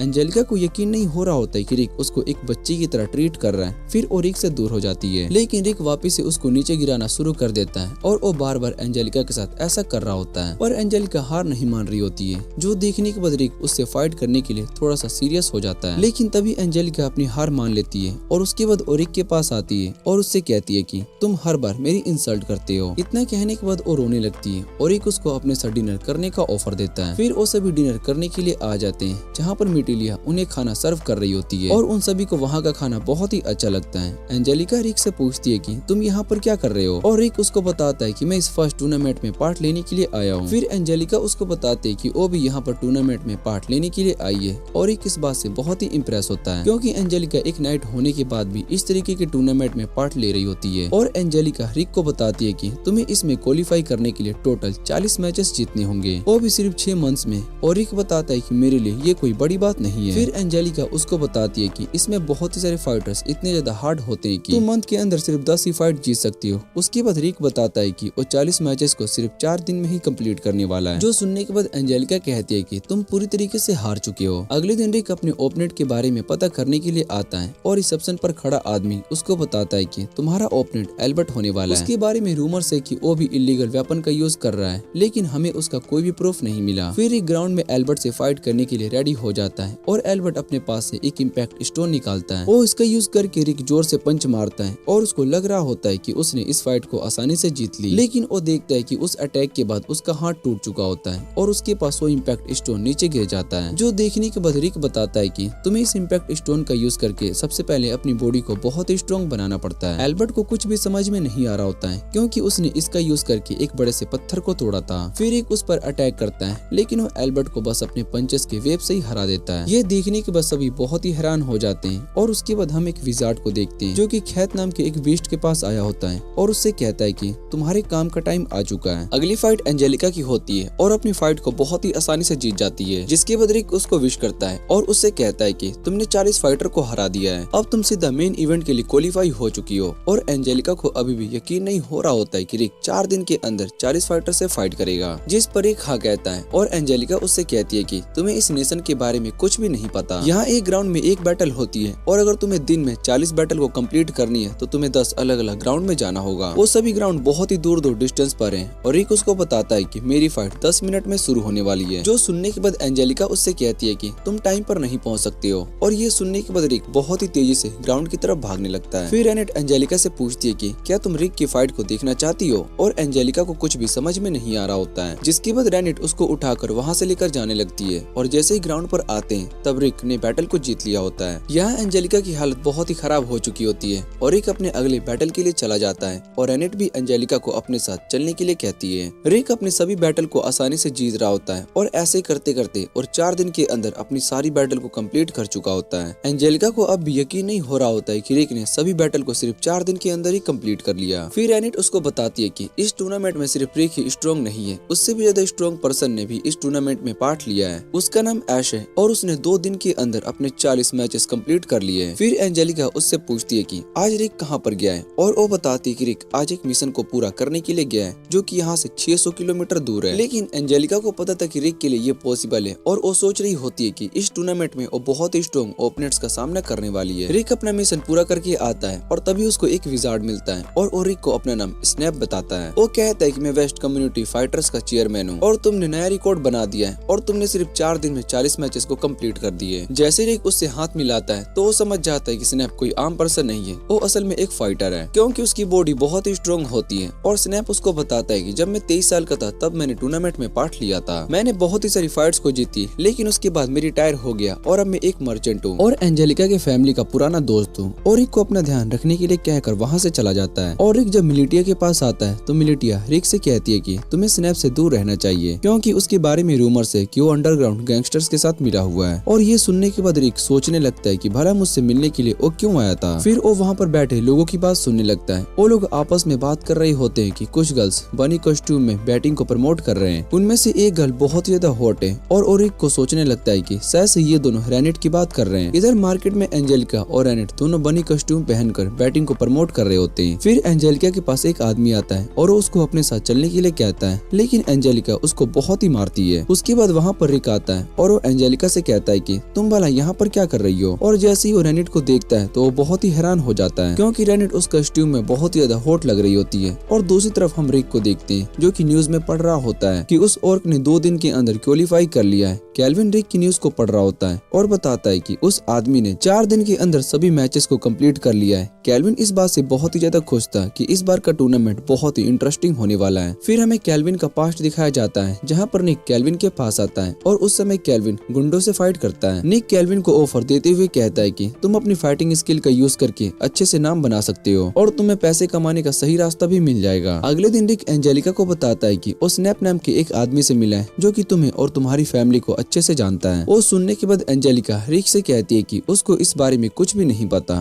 और उसके बाद एंजेलिका मैच में ओपोनेंट से फाइट करती है। वो अपने ओपोनेंट को आसानी से हरा देती है और दूसरी तरफ रिक भी अपने ओपोनेंट को हरा देता है। वो दोनों ही अपने सारे फाइट्स को आसानी से जीत रहे होते हैं और शाम तक एंजेलिका बहुत ही थक जाती है और रिक उससे पूछता है कि क्या वो ठीक है, जिस पर एंजेलिका उससे कहती है कि मैं बिल्कुल ठीक हूँ और अपनी अगली बैटल के लिए ग्राउंड में चली जाती है। उसकी फाइट इस बार एक मोटे पर्सन से हो रही होती है और एंजेलिका अपनी फाइट बहुत ही मैजिक का यूज करके करने लगती है, लेकिन उस पर्सन को ज्यादा कुछ नहीं होता। और जैसे ही एंजेलिका उस पर दोबारा से अटैक करने के लिए आती है तो उसके अटैक से बच जाता है। फिर वो एंजेलिका को जोर से पंच मारता है जिससे कि एंजेलिका सीधा दीवार से टकरा जाती है और उसके बाद वो इस फाइट को हार जाती है। नर्स एंजेलिका को हील करने के बाद उससे कहती है कि तुम्हें अच्छे से रेस्ट करने की जरूरत है। फिर एक उसके पास आता है और वो एंजेलिका से कहता है कि तुमने उस फाइट में अच्छा परफॉर्म नहीं किया, तुम एक इडियट की तरह फाइट कर रही थी। जो सुनने के बाद एंजेलिका उससे कहती है कि तुम्हें इन सब के बीच में नहीं पड़ना चाहिए और अपने काम से मतलब रखो। इतना कहने के बाद वो वहाँ से जाने लगती है और रिक भी उसका पीछा कर रहा होता है। फिर एंजेलिका रिक को सारी बात एक्सप्लेन करती है और बताती है कि असल में स्नैप उसका फियांसे है और मेरे पेरेंट्स के मरने के बाद मेरे ग्रैंडफादर ने पैसों के लिए मुझे ट्रेड करने का डिसीजन लिया था। अब हमारी मैरिज ऑफिशियली होने वाली है, इसलिए अब मैं मैरिज के लिए मना भी नहीं कर सकती हूँ, क्योंकि इससे हमारी नोबल फैमिली की इमेज बहुत ही खराब हो जाएगी। फिर एंजेलिका बताती है कि वो यहाँ पर स्नैप के बारे में पता करने के लिए आई है और वो कहती है कि स्नैप असल में एक इलीगल काम करता है, क्योंकि वो इस टूर्नामेंट का सबसे बड़ा स्पॉन्सर है और वो चाहता है कि इस टूर्नामेंट को उसके गैंग के आदमी जीते, जिससे कि सारा प्रॉफिट स्नैप को ही होगा। और तभी उनके पास एक कैफे में बहुत ही सारे लोग दिखाई देते हैं। वो दोनों वहाँ पर जाते हैं तो एक विजार्ड को देखते हैं जो कि एक लेडी को पकड़ा हुआ होता है और वहाँ पर वो मोटा आदमी भी होता है जिसने कि एंजेलिका को फाइट में हराया था और उस विजार्ड पर अटैक करने के लिए जा रहा होता है, लेकिन वो विजार्ड उसको एक ही अटैक में बेहोश कर देता है। ये देखने के बाद एंजेलिका भी हैरान हो जाती है और उस लेडी को प्रोटेक्ट करने के लिए उस विजार्ड से फाइट करने चली जाती है। फिर एंजेलिका उस विजार्ड से कहती है कि तुम उस लेडी को छोड़ दो। वो विजार्ड एंजेलिका के पास आता है और उसको पंच मारने ही वाला होता है। तभी रिक उसका हाथ पकड़ लेता है और उससे कहता है कि ये फाइट करने की जगह नहीं है और इतने में वहाँ पर स्नैप आ जाता है और रिक को बताता है कि ये विजार्ड असल में मेरा छोटा भाई खैत है और उसको थोड़े से एंगर इशू है। फिर स्नैप अपने भाई खैत को वहाँ से लेकर जाने लगता है और कहता है कि यहाँ पर जो भी डैमेज हुआ है मैं उन सभी के लिए पैसे दे दूंगा। इतना कहने के बाद स्नैप अपने भाई के साथ वहाँ से चला जाता है और एंजेलिका रिक को बताती है कि मैं इस टूर्नामेंट में स्नैप के लोगों को हराकर उनका सीक्रेट सभी के सामने लाना चाहती हूँ। वो असल में मैच फिक्सिंग और बैटिंग करते हैं और उनकी बातें सुनने के बाद रिक एंजेलिका से कहता है कि तुम्हारे आने वाले मैचेस के लिए मैं तुम्हें ट्रेन करूंगा। जो सुनने के बाद वो बहुत ही हैरान हो जाती है। अगले दिन रिक और एंजेलिका दोनों ट्रेनिंग करने के लिए आ जाते हैं और रिक उससे कहता है कि आगे चलकर ट्रेनिंग और ज्यादा हार्ड होने वाली है। एंजेलिका उसकी बात मान लेती है और उसके बाद रिक एंजेलिका के हाथ और पैरों में बहुत सारे वेट को लगा देता है और उसको अपने साथ बांधकर तेजी से भागने लगता है, जो देखकर एंजेलिका भी बहुत ही हैरान हो जाती है। और रिक बताता है कि इस ट्रेनिंग से तुम्हारी बॉडी और भी स्ट्रॉन्ग हो जाएगी और तुम पहले से बहुत ही ज्यादा फास्ट मूव कर पाओगी। एंजेलिका उसको रुकने के लिए कहती है पर रिक उससे कहता है कि तुम्हें अपनी बॉडी की लिमिट से ज्यादा पुश करना चाहिए। उसके बाद जब रिक इस ट्रेनिंग को कंप्लीट करता है तो एंजेलिका की हालत बहुत ही खराब हो जाती है और रिक बताता है कि रेनिट भी उसको इस तरीके से ट्रेन करती थी, लेकिन मैं ट्रेनिंग करते टाइम 3 बार मर चुका हूँ। जो सुनने के बाद एंजेलिका खुश हो जाती है क्योंकि इस ट्रेनिंग को वो सर्वाइव कर सकी। फिर रिक उससे कहता है कि हम 1 घंटे का ब्रेक लेने के बाद दोबारा से ट्रेनिंग शुरू करेंगे। जो सुनने के बाद एंजेलिका और ज्यादा निराश हो जाती है और 5 दिन लगातार ट्रेनिंग करने के बाद एंजेलिका नेशन से दूर एक होटल में बैठी होती है। उसको पता था कि रिक उसको यहाँ पर ढूंढ लेगा। तभी रिक वहाँ पर आ जाता है और रिक उसको बताता है कि मैंने तुम्हें पूरे नेशन में ढूंढा। एंजेलिका उससे कहती है कि तुमने मुझे सिर्फ 15 मिनट में ही ढूंढ लिया। और रिक एंजेलिका से कहता है कि मैं अपने ट्रेनिंग के टाइम पर बहुत ही बार मारा जा चुका हूँ, लेकिन मैंने अपनी ट्रेनिंग को कंटिन्यू रखी और ऐश ने इसमें मेरी बहुत ही मदद की। उसने मुझे पूरी तरीके से मोटिवेट किया। ये सब सुनने के बाद एंजेलिका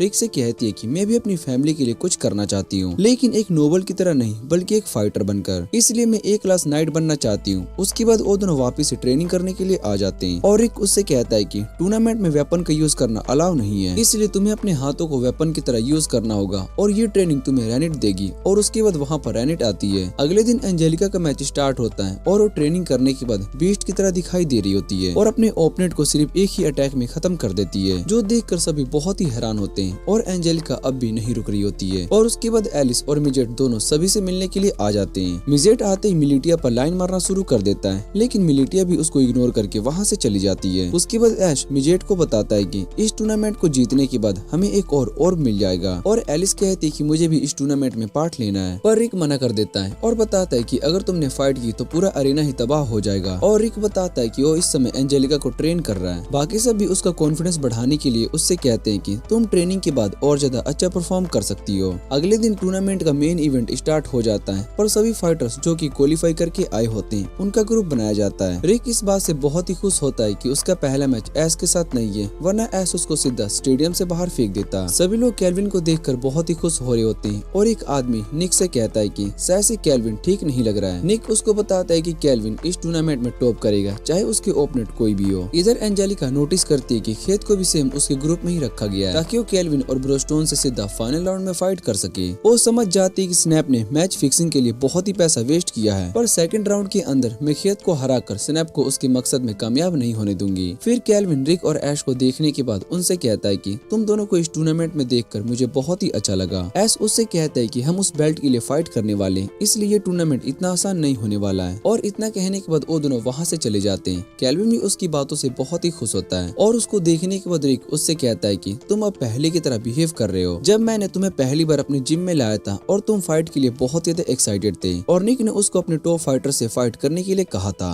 केल्विन को लग रहा होता है कि वो आसानी से इस फाइट को जीत सकता है, लेकिन वो इस फाइट में हार जाता है। लेकिन निक को केल्विन के अंदर बहुत ही पोटेंशियल दिखाई देता है, क्योंकि केल्विन पहली बार बिना किसी ट्रेनिंग के इस तरीके से फाइट कर रहा था और उसके बाद से केल्विन ने खुद को स्ट्रॉन्ग बनाने के लिए ट्रेनिंग स्टार्ट कर दी। वो बहुत ही हार्ड ट्रेनिंग करता था और जब उसने अपना पहला टूर्नामेंट खेला था तो उस टाइम के चैंपियन को आसानी से हरा दिया। ये देखने के बाद सभी लोग बहुत ही हैरान थे कि कोई नया फाइटर आया है और उसने आसानी से चैंपियन को हरा दिया। पहला मैच खेत और एक फाइटर के बीच में होता है और वो फाइटर लगातार खेत पर अटैक करना शुरू कर देता है, लेकिन खेत को उससे कोई फर्क नहीं पड़ रहा होता है। फिर खेत अपने एक ही अटैक से उस आदमी को हरा देता है, जो देखने के बाद सभी बहुत ही हैरान हो जाते हैं। रिक बताता है कि ये विजार्ड बहुत ही स्ट्रॉन्ग है, लेकिन इसके फाइट करने का तरीका सिंपल है। और उसके बाद रिक और बाकी सब भी अपनी फाइट को जीतने लगते हैं। लास्ट फाइट केल्विन की होती है और इस फाइट को देखने के लिए सभी बहुत ही एक्साइटेड होते हैं। केल्विन अपने ओपोनेंट को एक पंच मारता है और वो देखने के बाद रिक कहता है कि ये तो सच में बहुत ही फास्ट है। ऐश बताता है कि केल्विन असल में एक स्ट्रॉन्ग फाइटर है और उसके पास बहुत ही एक्सपीरियंस भी है, इसलिए वो अपने ओपोनेंट के मूव को पहले से ही पता कर लेता है। फिर रिक देखता है कि केल्विन के ओपोनेंट ने उसको मारकर नीचे गिरा दिया है और ऐश बताता है कि केल्विन ने जानबूझकर उसके अटैक को नहीं रोका। उसके बाद सभी लोग केल्विन को चीयर करने लगते हैं और केल्विन उस फाइट को जीत जाता है। अगले दिन स्नैप रिक के पास आकर बैठ जाता है और रिक उससे कहता है कि तुम अपनी वीआईपी सीट से मैच क्यों नहीं देख रहे हो, जिस पर स्नैप उसको बताता है कि अगली फाइट मेरी फियांसे और खैत के बीच में होने वाली है और मैं उस फाइट को अच्छे से देखना चाहता हूँ। दूसरी तरफ खैत एंजेलिका से मिलता है और उससे कहता है कि मेरे भाई ने मुझसे कहा था कि मैं तुम पर ज्यादा जोर से अटैक ना करूँ ताकि तुम वेडिंग के लिए ठीक रहो। और एंजेलिका उससे कहती है कि मैं तुम्हें इस फाइट में हरा दूंगी, क्योंकि इसके लिए मैंने बहुत ही ज्यादा ट्रेनिंग करी है। खैत उसका मजाक उड़ाते हुए कहता है कि तुम चाहे कितनी भी ट्रेनिंग कर लो, तुम मुझे नहीं हरा सकती हो। फिर एंजेलिका उससे कहती है कि तुम्हें अपनी बॉडी को इतना स्ट्रॉन्ग बनाने के लिए बहुत ही ट्रेनिंग करनी होगी, पर खैत साफ मना कर देता है। वो बताता है कि मुझे ट्रेनिंग करने की जरूरत नहीं है, क्योंकि मैं शुरू से ही टैलेंटेड हूँ और मेरी बॉडी पूरी तरीके से नेचुरल है। फिर वो एंजेलिका से कहता है कि तुम मुझसे नहीं जीत सकती हो, और इतना कहने के बाद वो वहाँ से जाने लगता है। एंजेलिका उसकी बातों से बहुत ही गुस्सा हो जाती है और कहती है कि मैं इसको खत्म कर दूंगी। उसके बाद उन दोनों की फाइट शुरू हो जाती है और एंजेलिका सीधा उस पर अटैक करती है, लेकिन खैत पर उस अटैक का कोई असर नहीं होता। खैत एंजेलिका पर अटैक करता रहता है, लेकिन उसके पंच को डॉज करके वापस से उस पर अटैक करती है, लेकिन इस बार खैत को कुछ भी नहीं होता।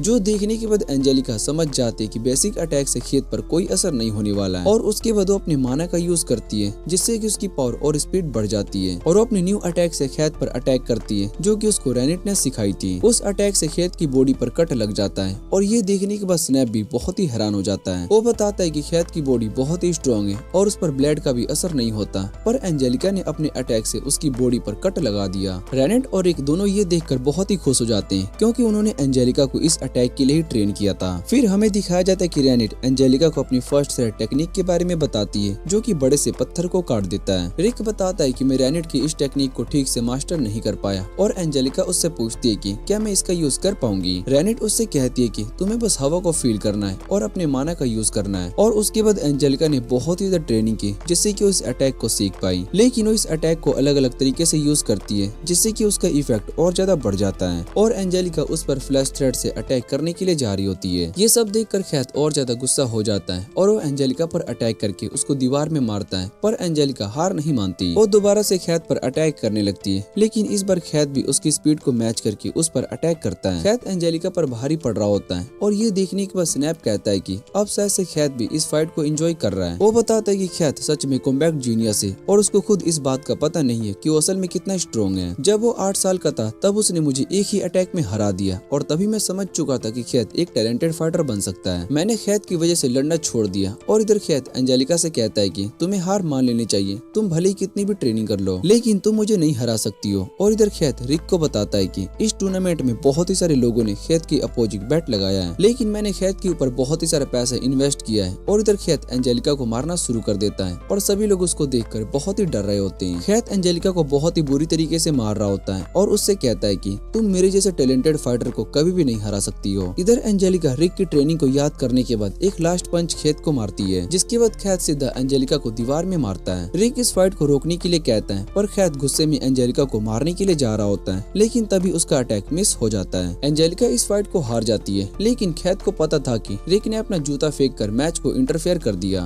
और रिक भी खैत को बहुत ही गुस्से में देख रहा होता है। उसके बाद एंजेलिका को टूर्नामेंट के लिए लेकर जाने लगते हैं, और इधर खैत रिक पर अटैक करने वाला होता है, पर रिक उसके अटैक से बच जाता है। रिक उससे कहता है कि मैं तुम्हें अगले राउंड में सभी के सामने हराऊंगा, और खैत भी रिक से यही कहता है। उसके बाद सभी अपना नेक्स्ट बैटल लड़ने लगते हैं, और 4 लोग सेमीफाइनल में जाते हैं, जिसमें खैत, केल्विन और रिक और ऐश होते हैं। दूसरी तरफ एंजेलिका को हील कर दिया जाता है, और रिक उसके पास आता है, और एंजेलिका रिक से माफी मांगती है कि मैंने तुम्हारा टाइम वेस्ट किया, तुमने मुझे बहुत ही ट्रेनिंग दी है, लेकिन फिर भी मैं फाइट को हार गई। और रिक उससे कहता है कि तुम्हारी ट्रेनिंग में कोई कमी नहीं थी, इसलिए तुम्हें बुरा मानने की कोई जरूरत नहीं है। वो एंजेलिका से कहता है कि तुम मेरी फाइट को जरूर देखना, और उसके बाद रिक फाइट करने के लिए एरेना में आ जाता है, जहाँ पर खैत उससे कहता है कि मुझे एंजेलिका के लिए बहुत ही बुरा लग रहा है, क्योंकि मैंने उसको मारा नहीं है, और वो अपनी पूरी लाइफ रिग्रेट में फील करेगी। उसकी बातें सुनने के बाद रिक उसके पास आता है, और उसके फेस पर जोर से पंच मारता है, जिससे कि खैत नीचे झुक जाता है। उसके बाद वो खैत पर अटैक करना शुरू कर देता है, और एंजेलिका रिक के अटैक को देखकर बहुत ही हैरान हो जाती है, क्योंकि उसके सभी अटैक से खैत बहुत ही डैमेज हो रहा होता है। रैनेट बताती है कि रिक के अटैक बहुत ही ज्यादा कंट्रोल है, इसलिए उसका असर सीधा ओपोनेंट की बॉडी पर हो रहा है। उसके बाद खैत अपनी पावर का यूज करता है, और रिक पर अटैक करना शुरू कर देता है। दोनों के बीच में फाइट इंटेंस होने लगती है। ऐश देखता है कि खैत के पास बहुत ही ज्यादा मैजिकल पावर्स है, और स्नैप बताता है कि खैत अपनी मैजिक को कभी प्रैक्टिस नहीं किया, वरना वो और ज्यादा स्ट्रॉन्ग बन जाता।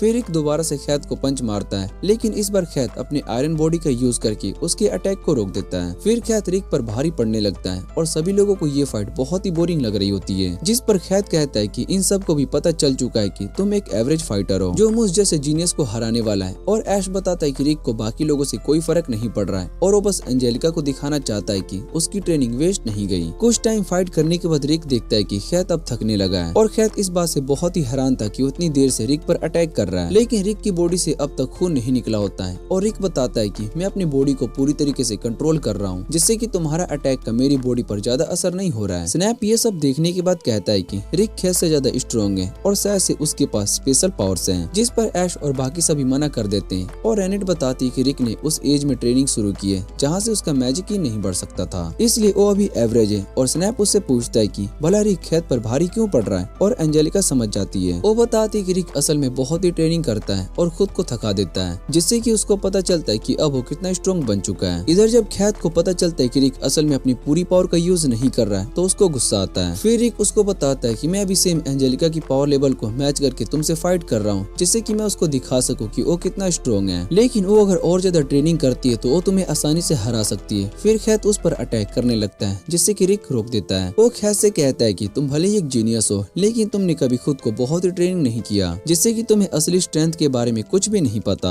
अगर तुम अपने आप को बहुत ही ज्यादा ट्रेन करते हो तो तुम्हें फील होता है कि अब मुझे रेस्ट की जरूरत है, तब तुम्हें पता चलता है कि तुमने खुद को इम्प्रूव किया है या नहीं। मेरे सीनियर भी तुम्हारी तरह ही जीनियस हैं, लेकिन उन्होंने खुद को बहुत ही ज्यादा ट्रेन किया है, इसलिए वो सभी भी बहुत ही स्ट्रॉन्ग है। उसके बाद खैत अपने ड्रैगन पावर्स का यूज करता है जिससे कि वो ड्रैगन में बदल जाता है और स्नैप बताता है कि उसके पास एशियन ड्रैगन ब्लड की पावर है और जैसे ही रिक उस पर अटैक करता है तो उसके अटैक का कोई भी असर नहीं हो रहा होता है और रिक समझ जाता है कि अब उसको अपनी पावर्स को इंक्रीज करना होगा। उसके बाद वो बहुत ही स्पीड से अटैक करने लगता है और खैत रिक को देख भी नहीं पा रहा होता है। ये सब देखने के बाद एंजेलिका सोचती है कि अगर मैंने खुद को 1 साल और ट्रेन किया तो मैं इतनी स्ट्रॉन्ग बन सकती हूँ और ये सोचने के बाद उसको बहुत ही अच्छा फील होता है। उसके बाद वो खैत पर थ्रेड स्लेट से अटैक करके उसको हरा देता है और एंजेलिका भी ये देखकर बहुत ही खुश होती है। फिर एंजेलिका रिक से कहती है कि वो भी ट्रेनिंग करेगी और वो उससे भी ज्यादा स्ट्रॉन्ग बनकर दिखाएगी और रिक भी इस बात से बहुत ही खुश होता है। उसके बाद सभी लोग रिक को चीयर करने लगते हैं और इधर स्नैप एंजेलिका के पास आता है और उससे कहता है कि मैं खैत की हार से बहुत ही खुश हूँ क्योंकि मुझे लगता था कि खैत को कोई भी नहीं हरा सकता है, इसलिए मैंने अपना फाइटिंग करियर भी छोड़ दिया था। लेकिन खैत की हार को देखने के बाद मैं समझ चुका हूँ कि टैलेंट ही सब कुछ नहीं होता और वो एंजेलिका से कहता है कि अब शायद से मैं तुमसे शादी नहीं कर पाऊंगा। एंजेलिका उससे कहती है कि हमारे बीच का कॉन्ट्रैक्ट टूट चुका है और हमें अब कोई भी पैसे तुम्हें नहीं देने होंगे। फिर स्नैप वहाँ से चला जाता है और इधर निक कैल्विन से कहता है कि तुम यहाँ पर सबसे स्ट्रॉन्ग हो लेकिन तुम्हें ये बैटल जीतना होगा और कैल्विन निक की बात को समझ जाता है। उसके बाद वो सीधा एरिना में आता है और सभी लोग इस फाइट के लिए बहुत ही ज्यादा एक्साइटेड हो रहे होते हैं। कैल्विन ऐश की पावर को फील कर पा रहा होता है और कहता है कि ये बहुत ही ज्यादा स्ट्रॉन्ग है और उसके बाद उस पर अटैक करता है जिससे कि ऐश आसानी से रोक लेता है और कैल्विन उस पर लगातार अटैक किए जा रहा होता है और ब्रिस्टोन को उसके अटैक से कोई भी फर्क नहीं पड़ रहा होता है। कैल्विन भी उसके सभी अटैक से बच रहा होता है और वो सोचता है कि ये आदमी मेरी लाइफ का सबसे बड़ा स्ट्रॉन्ग ओपोनेंट है। तभी खैत एरिना में आ जाता है और सभी लोगों पर अटैक करना शुरू कर देता है जो देखकर स्नैप समझ जाता है कि खैत अपने ड्रैगन ब्लड की वजह से पागल हो चुका है। खैत लोगों पर अटैक कर रहा होता है और ये सब देखने के बाद कैल्विन को बहुत ही गुस्सा आता है और वो खैत पर चिल्लाने लगता है जो सुनने के बाद खैत सीधा कैल्विन पर अटैक करने के लिए आता है लेकिन कैल्विन उसको आसानी से रोक देता है। फिर खैत को एक पंच में ही बेहोश कर देता है जो देखने के बाद रिक और बाकी सभी बहुत ही हैरान हो जाते हैं और रिक समझ जाते हैं कि कैल्विन सच में बहुत ही स्ट्रॉन्ग है। फिर रिक बताता है कि खैत असल में ए रैंक का एडवेंचर जितना स्ट्रॉन्ग होगा और कैल्विन ने उसको सिर्फ एक ही अटैक में हरा दिया,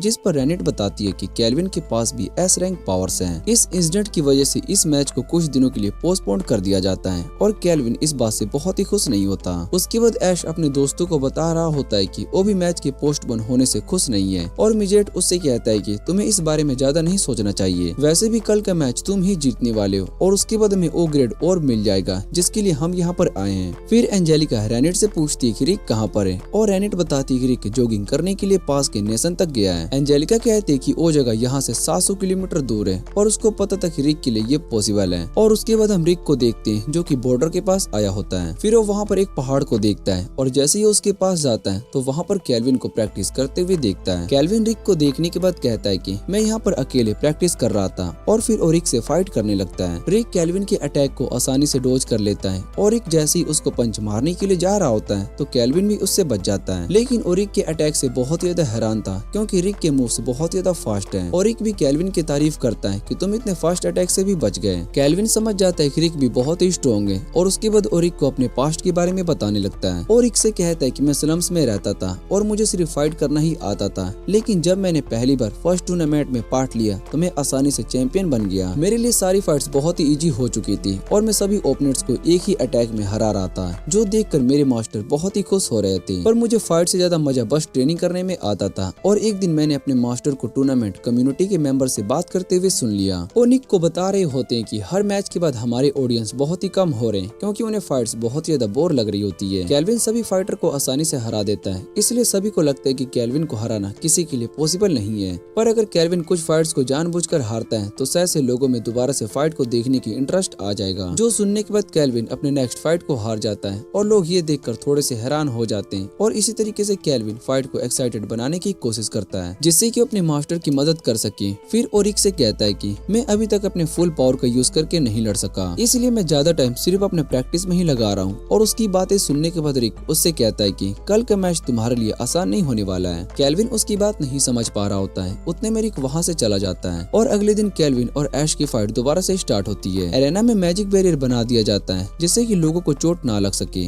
और फिर कैल्विन सीधा ऐश पर अटैक करना शुरू कर देता है, पर ऐश उसके सभी अटैक को आसानी से ब्लॉक कर कर रहा होता है और जैसे ही अटैक करता है तो कैल्विन भी उसके अटैक से बच जाता है। कैल्विन सोच रहा होता है कि ऐश सच में एक मॉन्स्टर जैसे स्ट्रॉन्ग है और फिर ऐश कैल्विन से कहता है कि तुम अपनी पूरी पावर्स का यूज नहीं कर रहे हो। जो सुनने के बाद कैल्विन समझ जाता है कि रिक ने उसको सारी बात बता दी है और ऐश से कहता है कि अगर मैं अपनी असली पावर का यूज किया तो सभी लोगों को पता चल जाएगा कि इतने सालों से मैं उन्हें धोखा दे रहा हूँ और मैंने उनसे अपनी रियल पावर्स को छुपा कर रखा। वो ऐश से कहता है कि तुम्हें भी लगता है कि मैंने गलत किया और ऐश उसको बताता है कि तुम सच में एक ट्रू फाइटर हो, तुमने लोगों को इंटरटेन करने के लिए फाइट की। और ऐश उससे कहता है कि तुम अपनी पूरी पावर्स का यूज नहीं कर रहे हो, इसलिए मैं सिर्फ अपनी 2 फिंगर्स का यूज करके तुमसे फाइट करूंगा। और उसके बाद कैल्विन दोबारा से उस पर अटैक करने लगता है और ऐश उसको अपने 2 फिंगर से ही रोक रहा होता है। वो उसके हाथ को भी पकड़ लेता है और उसको नीचे गिरा देता है। जैसे ही वो कैल्विन को पंच मारने के लिए जा रहा होता है तो कैल्विन उसके अटैक से बच जाता है। कैल्विन सोच रहा होता है कि इससे फाइट करने के लिए मुझे अपनी रियल पावर्स का यूज करना पड़ेगा और अगर मैंने ऐसा किया तो सभी लोगों को मेरे सच के बारे में भी पता चल जाएगा। तभी उसके मास्टर उससे कहते हैं कि मुझे पता है कि तुम क्या सोच रहे हो, लेकिन तुम्हें ये बात याद रखनी चाहिए, मेरा ड्रीम तुम्हें सबसे स्ट्रॉन्ग फाइटर बनाना है और उसके लिए मैं सब कुछ किया है, इसलिए तुम्हें अपनी पूरी पावर से लड़ना चाहिए। और ये सुनने के बाद कैल्विन भी अपनी पूरी जोश में आ जाता है और ऐश पर अटैक करना शुरू कर देता है, लेकिन ऐश उसके अटैक को रोक देता है और अब वो भी फाइट में थोड़ा सा सीरियस होने लगता है। फिर कैल्विन अपने फायर का यूज करता है, जो देखकर एंजेलिका बताती है कि बीस्ट मैन के लिए मैजिक यूज करना बहुत ही मुश्किल होता है और रिक उससे कहता है कि कैल्विन ने बहुत ज्यादा प्रैक्टिस करी होगी। लेकिन उस फाइट अटैक के बाद भी ऐश को कुछ भी नहीं होता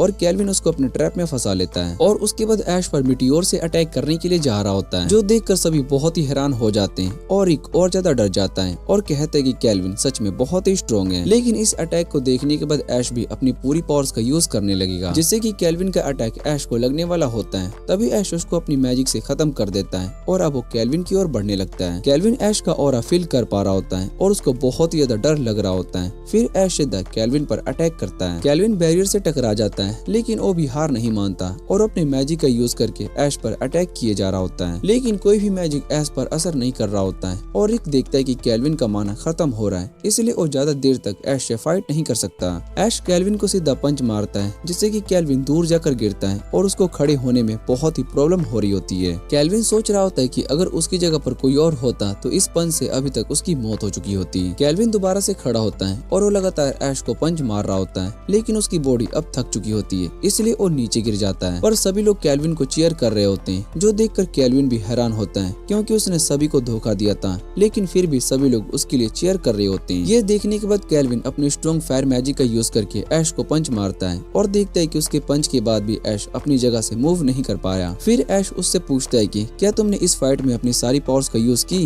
और कैल्विन उससे कहता है कि मैंने इस फाइट में अपना सब कुछ दे दिया, मुझे ये फाइट करके सच में बहुत ही मजा आया है। और ऐश भी उसकी रिस्पेक्ट करता है और सीधा उसको एक पंच मार के हरा देता है। कैल्विन के हारने के बाद निक कहता है कि अभी मेरा ड्रीम पूरा नहीं हुआ, इसलिए हमें और ज्यादा मेहनत करनी होगी। पर कैल्विन ने ये बात प्रूफ कर दिया और वो हिस्ट्री का एक बीस्ट फाइटर है। और कैल्विन ने ये बात को प्रूफ कर दिया कि वो हिस्ट्री का एक बेस्ट फाइटर है। ऐश मैच को जीतने के बाद रिक और एंजेलिका से मिलता है और वो दोनों उसको विश कर रहे होते हैं कि तुमने बहुत ही अच्छी फाइट की। रिक उससे कहता है कि मैं अगले मैच से विड्रॉ कर लूंगा क्योंकि हमें अब ग्रैंड और मिलने वाला है, पर ऐश उसको ऐसा करने से मना कर देता है और रिक से कहता है कि मुझे तुमसे फाइट करके बहुत ही मजा आया, इसलिए तुम फाइट से विड्रॉ नहीं करोगे। और इतना कहने के बाद ऐश वहाँ से चला जाता है। रिक उसकी बात सुनने के बाद बहुत ही ज्यादा डर जाता है क्योंकि उसको पता था कि अगर वो ऐश से फाइट करेगा तो उसकी डेथ हो जाएगी। दूसरी तरफ कैल्विन न्यूज पढ़ रहा होता है, जहाँ पर सभी लोग उसकी हार से बहुत ही निराश थे, पर सभी लोग अब भी उसको आइडल मानते हैं, जो देखकर कैल्विन बहुत ही खुश होता है। और मास्टर कैल्विन से कहता है कि तुम्हें निराश होने की जरूरत नहीं है, तुमने बहुत ही अपना बेस्ट दिया, तुम्हें खुद को और ज्यादा ट्रेन करना होगा। और कैल्विन उसकी बात सुनने के बाद उनसे कहता है कि आप हमेशा मेरे लिए इतना अच्छा क्यों सोचते हो? जिस पर मास्टर कैल्विन से कहता है कि तुम मेरे बेटे जैसे हो और मेरे लिए कुछ भी करने के लिए रेडी रहते हो। फिर वहाँ पर ऐश आ जाता है और वो कैल्विन से पूछता है कि अब तुम्हारी चोट कैसी है, लेकिन कैल्विन बताता है कि उसके बहुत ही सारे बोन्स टूट चुके हैं, इसलिए उसकी बॉडी में थोड़ा सा दर्द अब भी है। और ऐश कैल्विन से कहता है कि मैं तुम्हें पूरी तरीके से हील कर दूंगा, पर कैल्विन मना कर देता है। वो कहता है कि मैंने पहली बार दर्द को फील किया है, इसलिए मैं चाहता हूँ कि मैं इसको थोड़े और टाइम तक फील करता रहूं। फिर वो ऐश से कहता है कि मैं तुम्हारे और रिक के बैटल को देखने के लिए बहुत ही ज्यादा एक्साइटेड हूँ। और दूसरी तरफ सिप रिक से मिलने के लिए आया होता है, पर रिक ने खुद को रूम में बंद कर लिया था और एंजेलिका उसको बाहर आने के लिए कह रही होती है, लेकिन रिक उसकी बात को नहीं सुन रहा होता है। वो बहुत ही ज्यादा डरा हुआ होता है और स्नैप उसका दर्द समझ पा रहा होता है। स्नैप रिक से कहता है कि बहुत ही सारे लोग इस फाइट को देखने के लिए एक्साइटेड हैं, जिस पर रिक बताता है कि मेरे लिए सबसे इम्पोर्टेंट मेरी लाइफ है और मैं कुछ कुछ लोगों के एंजॉयमेंट के लिए अपनी लाइफ को खतरे में नहीं डाल सकता हूँ। स्नैप निराश हो जाता है और वो बताता है कि मेरे बहुत ही सारे पैसे इस टूर्नामेंट में लगे और अगर तुम इस टूर्नामेंट में फाइट नहीं करोगे तो मेरे सारे पैसे वेस्ट हो जाएंगे, पर मैं तुम्हें फाइट के लिए फोर्स नहीं कर सकता हूँ। और इतना कहने के बाद स्नैप वहाँ से जाने लगता है। एंजेलिका दोबारा से कन्विंस करने की कोशिश कर रही होती है और उससे कहती है कि अगर तुम मर भी गए तो तुम्हें वापस से जिंदा कर दिया जाएगा, जिस पर रिक उससे कहता है कि तुम्हें नहीं पता होगा कि मरना क्या होता है, इसलिए तुम ऐसा कह रही हो। और ये बात रिक को पता होती है कि डेथ का फील करना कितना ज्यादा बुरा होता है। उसके बाद एंजेलिका रिक से कहती है कि अगर तुम्हें फाइट नहीं करना है तो तुम मना कर दो, लेकिन इसके बाद से मैं तुम्हें अपना टीचर नहीं मानूंगी। इतना कहने के बाद वो वहाँ से चली जाती है और मिजेट रिक से कहता है कि तुम्हें एस का ट्रेनिंग प्रोग्राम पूरा कर लिया है, इसलिए तुम्हें डरने की जरूरत नहीं है। रिक बताता है कि वो बस प्री प्लान ही था और मिजेट उसको बताता है कि एस ने उस ट्रेनिंग प्रोग्राम को इसलिए बनाया था ताकि कोई उसको पूरा करके ऐश से फाइट कर सके। ऐश असल में एक रियल फाइट करना चाहता है जहाँ पर अपनी पूरी पावर्स का यूज कर सके और क्रिस हमेशा से फाइट को बहुत ज्यादा इंपॉर्टेंस देते हैं, पर अभी तक ऐश को ऐसा कोई भी नहीं मिला जिससे कि वो अपनी पावर से लड़ सके। उसको तुमसे बहुत ज्यादा उम्मीद है क्योंकि तुमने उसकी ट्रेनिंग को कंप्लीट कर लिया है। तुम इस फाइट को करने से मना कर सकते हो, लेकिन ऐश उस फाइट का बहुत ही टाइम से वेट कर रहा है और तुम उसका ड्रीम पूरा कर सकते हो। उसके बाद रिक याद करता है कि जब वो पहली बार ऐश से मिला था तो ऐश ने बस हैंडशेक से मेरे बारे में सब कुछ पता कर लिया था। उसने मुझे बताया था कि मेरी बॉडी में माना नहीं बढ़ सकता और मेरे पास कोई भी एबिलिटीज नहीं है जिसका यूज करके मैं एडवेंचरर बन सकूं। लेकिन ऐश उससे कहता है कि इसका ये मतलब नहीं है कि तुम एडवेंचरर नहीं बन सकते हो, तुम्हें इसके लिए बहुत ही ज्यादा हार्ड ट्रेनिंग करनी होगी। दूसरी तरफ एंजेलिका बहुत ही ज्यादा गुस्सा होती है कि रिक आखिर ऐश से फाइट करने में इतना डर क्यों रहा है और मिजेट उसको बताता है कि ऐश की ट्रेनिंग को कंप्लीट करना आसान नहीं है। फिर वो मिजेट से पूछती है कि क्या ऐश की ट्रेनिंग सच में इतनी हार्ड है और मिजेट बताता है कि रिक के लिए वो एक हेल की तरह था। उसने खुद को 100 बार ट्रेन किया और अच्छी बात ये थी कि इतनी ट्रेनिंग के बाद भी उसके माइंड पर कोई बुरा असर नहीं हुआ। ये सब सुनने के बाद एंजेलिका सोचने लगती कि रिक ने बिना स्किल के खुद को इतना स्ट्रॉन्ग बनाया है और ये सब उसके लिए आसान नहीं होगा। तभी एलिस बताते है कि रिक के पास स्किल है और मिजेट बताता है कि रिक की स्किल को एक्टिवेट करने के लिए उसकी बॉडी पर बहुत ही ज्यादा प्रेशर डालना होता है, इसलिए ऐश ने रिक को उसकी स्किल का यूज करने से मना किया क्योंकि रिक अपनी स्किल को कंट्रोल नहीं कर पाता। और शाम को रेनेट रिक से मिलने के लिए आई होती है। रिक उससे कहता है कि तुम्हें भी मैं एक लूजर लगता हूँ और रेनेट उससे कहती है कि तुम्हारे बारे में ऐसा नहीं सोचती हूँ मैं, लेकिन अगर तुम ऐसे फाइट करोगे तो मुझे बहुत ही अच्छा लगेगा। और अगले दिन एरेना में सभी लोग बहुत ही एक्साइटेड होते हैं। इस टूर्नामेंट को जीतने पर विनर को बहुत ही सारे पैसे, जेम्स और हॉट स्प्रिंग्स के टिकट दिए जाएंगे। एंजेलिका और रेनेट दोनों रिक को चेक करने के लिए आए होते हैं और वो उससे पूछते हैं कि क्या तुम ठीक हो, जिस पर रिक बताता है कि वो पूरी तरीके से ठीक है, लेकिन उसके फेस को देखकर साफ पता चल रहा होता है कि वो बहुत ही डरा हुआ है। उसके बाद रेनेट उसके पास आती है और वो रिक से कहती है कि अगर तुमने ऐश को फाइट में हराया तो तुम्हें रिवॉर्ड दूंगी। जो सुनने के बाद रिक जोश में आ जाता है और वो ऐश से फाइट करने के लिए रेडी हो जाता है। फिर दोनों के बीच में फाइट शुरू हो जाती है और ऐश रिक की पावर से इम्प्रेस था और उन दोनों के बीच में फाइट इंटेंस होने लगती है। रिक अपने थ्रेड स्लैश से ऐश के पैंट पर कट लगा देता है और ये देखने के बाद एंजेलिका समझ जाती है कि रिक ने खुद को बहुत ही स्ट्रॉन्ग बनाया है। तभी वो ऐश का सामना कर पा रहा होता है और उसको समझ में नहीं आ रहा होता है कि अभी रिक ऐसे फाइट करने में बहुत ही डर रहा था तो उसका माइंड कैसे चेंज हो गया। और रेनेट से पूछती है कि तुमने रिक से क्या कहा और रेनेट बताती है कि अगर रिक इस मैच को जीत जाता है तो मैं उसके साथ हॉट स्प्रिंग में जाने वाली हूँ। ये सुनने के बाद एंजेलिका बहुत ही हैरान हो जाती है और उससे पूछती है कि तुम दोनों साथ में सोने वाले हो, जिस पर रेनेट बताती है कि मैं इसमें कंफर्टेबल हूँ। इधर ऐश अब भी अपनी पावर का यूज करने लगता है और उसके बाद उसको देखकर रिक भी बहुत ही हैरान हो जाता है। उसके बाद वो लगातार अपने मैजिक से रिक पर अटैक करने लगता है। रिक भी उसके सभी अटैक से बच जाता है और जैसे ही ऐश उसको पंच मारने वाला होता है तो रिक अपने बेसिक मैजिक का यूज करके उसको डोज कर लेता है। ये देखकर सभी बहुत ही हैरान हो रहे होते हैं। रिक ऐश को बताता है कि मिजेट और एलिस ने मुझे मैजिक कंट्रोल करना सिखाया है। फिर मिजेट बताता है कि इस ट्रेनिंग में रिक पूरी तरीके से खत्म होने वाला था, लेकिन उसने फिर भी इसको मास्टर किया। ऐश रिक पर अपने मैजिक से अटैक कर रहा होता है और रिक उससे बच जाता है। फिर रिक ऊपर से ऐश पर अटैक करता है, लेकिन ऐश को कुछ भी नहीं होता। फिर रिक ऐश से कहता है कि मुझे तुम्हारे ड्रीम के बारे में पता चल चुका है और ऐश समझ जाता है कि मिजेट ने रिक को सब कुछ कहा है। ऐश बताता है कि मैं अपनी पूरी पावर का यूज करके फाइट करना चाहता हूँ और ये मेरा ड्रीम नहीं है। और रिक उससे कहता है कि मैं तुम्हें वो फाइट दूंगा जिसके लिए तुम वेट कर रहे हो। और उसकी बात को सुनकर सभी बहुत ही हैरान हो जाते हैं और उसको रिक पर बहुत ही ज्यादा प्राउड फील हो रहा होता है। फिर वो रिक से कहता है कि मैं तुम्हें अपनी पार्टी के बारे में बताता हूँ कि आखिर मैंने उसका नाम फिस्ट क्यों रखा। उसके बाद एश रिक को अपना पास्ट बताता है। जब मैं 5 साल का था तब मुझे समझ में आ चुका था कि मैं बाकी और से अलग हूँ और यहाँ तक कि मैं उनसे अलग दिखता भी हूँ। मैंने ह्यूमंस की बुक पढ़ी जिससे कि मुझे उनके कल्चर और लैंग्वेज के बारे में पता चला। फिर मुझे पता चला कि सभी ऑर्क्स एक दूसरे को समझने के लिए आपस में फाइट करते हैं और मैं उन सभी में से बहुत ज्यादा स्ट्रॉन्ग था, इसलिए मुझसे कोई भी फाइट नहीं करता था और न ही मैं उन्हें समझ सका। मैंने सभी ऑर्क्स को आग जलाना और घर बनाने के बारे में बताया, जिसके बाद वो सभी मुझे गॉड की तरह ट्रीट करने लगे और कोई भी मेरे पास नहीं आता था, जिस वजह से मैं अकेला फील करने लगा। मेरे पेरेंट्स भी मुझसे दूर रहते थे और आपस में एंजॉय करते होते। और एक दिन जंगल में बहुत ही बड़ा तूफान आ गया। जब मैं वापस अपने घर गया तो मुझे पता चला कि लैंडस्लाइड की वजह से सारे घर तबाह हो चुके हैं और कोई भी और जिंदा नहीं बचा। और ये सब देखकर मैं बहुत ही हैरान था, पर मुझे उनके जाने का कोई दुख नहीं हो रहा था और शायद से इसका रीजन ये था कि मैं खुद को अकेला फील करने लग गया। उसके बाद जब मैं बुक को पढ़ रहा था तब रैन नाम का एक आदमी मुझ पर अटैक किया, लेकिन मैं उसके अटैक से बच गया और मुझसे पढ़ता देख बहुत ही हैरान हो जाता है और समझ जाता है कि मैं दूसरे ऑर्क से बहुत ज्यादा अलग हूँ, इसलिए वो मेरे बारे में जानना चाहता था। मैंने भी उसको अपनी सारी स्टोरी बताई, जो सुनने के बाद उसने मुझे अपने ड्रीम के बारे में बताया कि यामाटो नाम के हीरो का साथी हूँ और हम सब का ड्रीम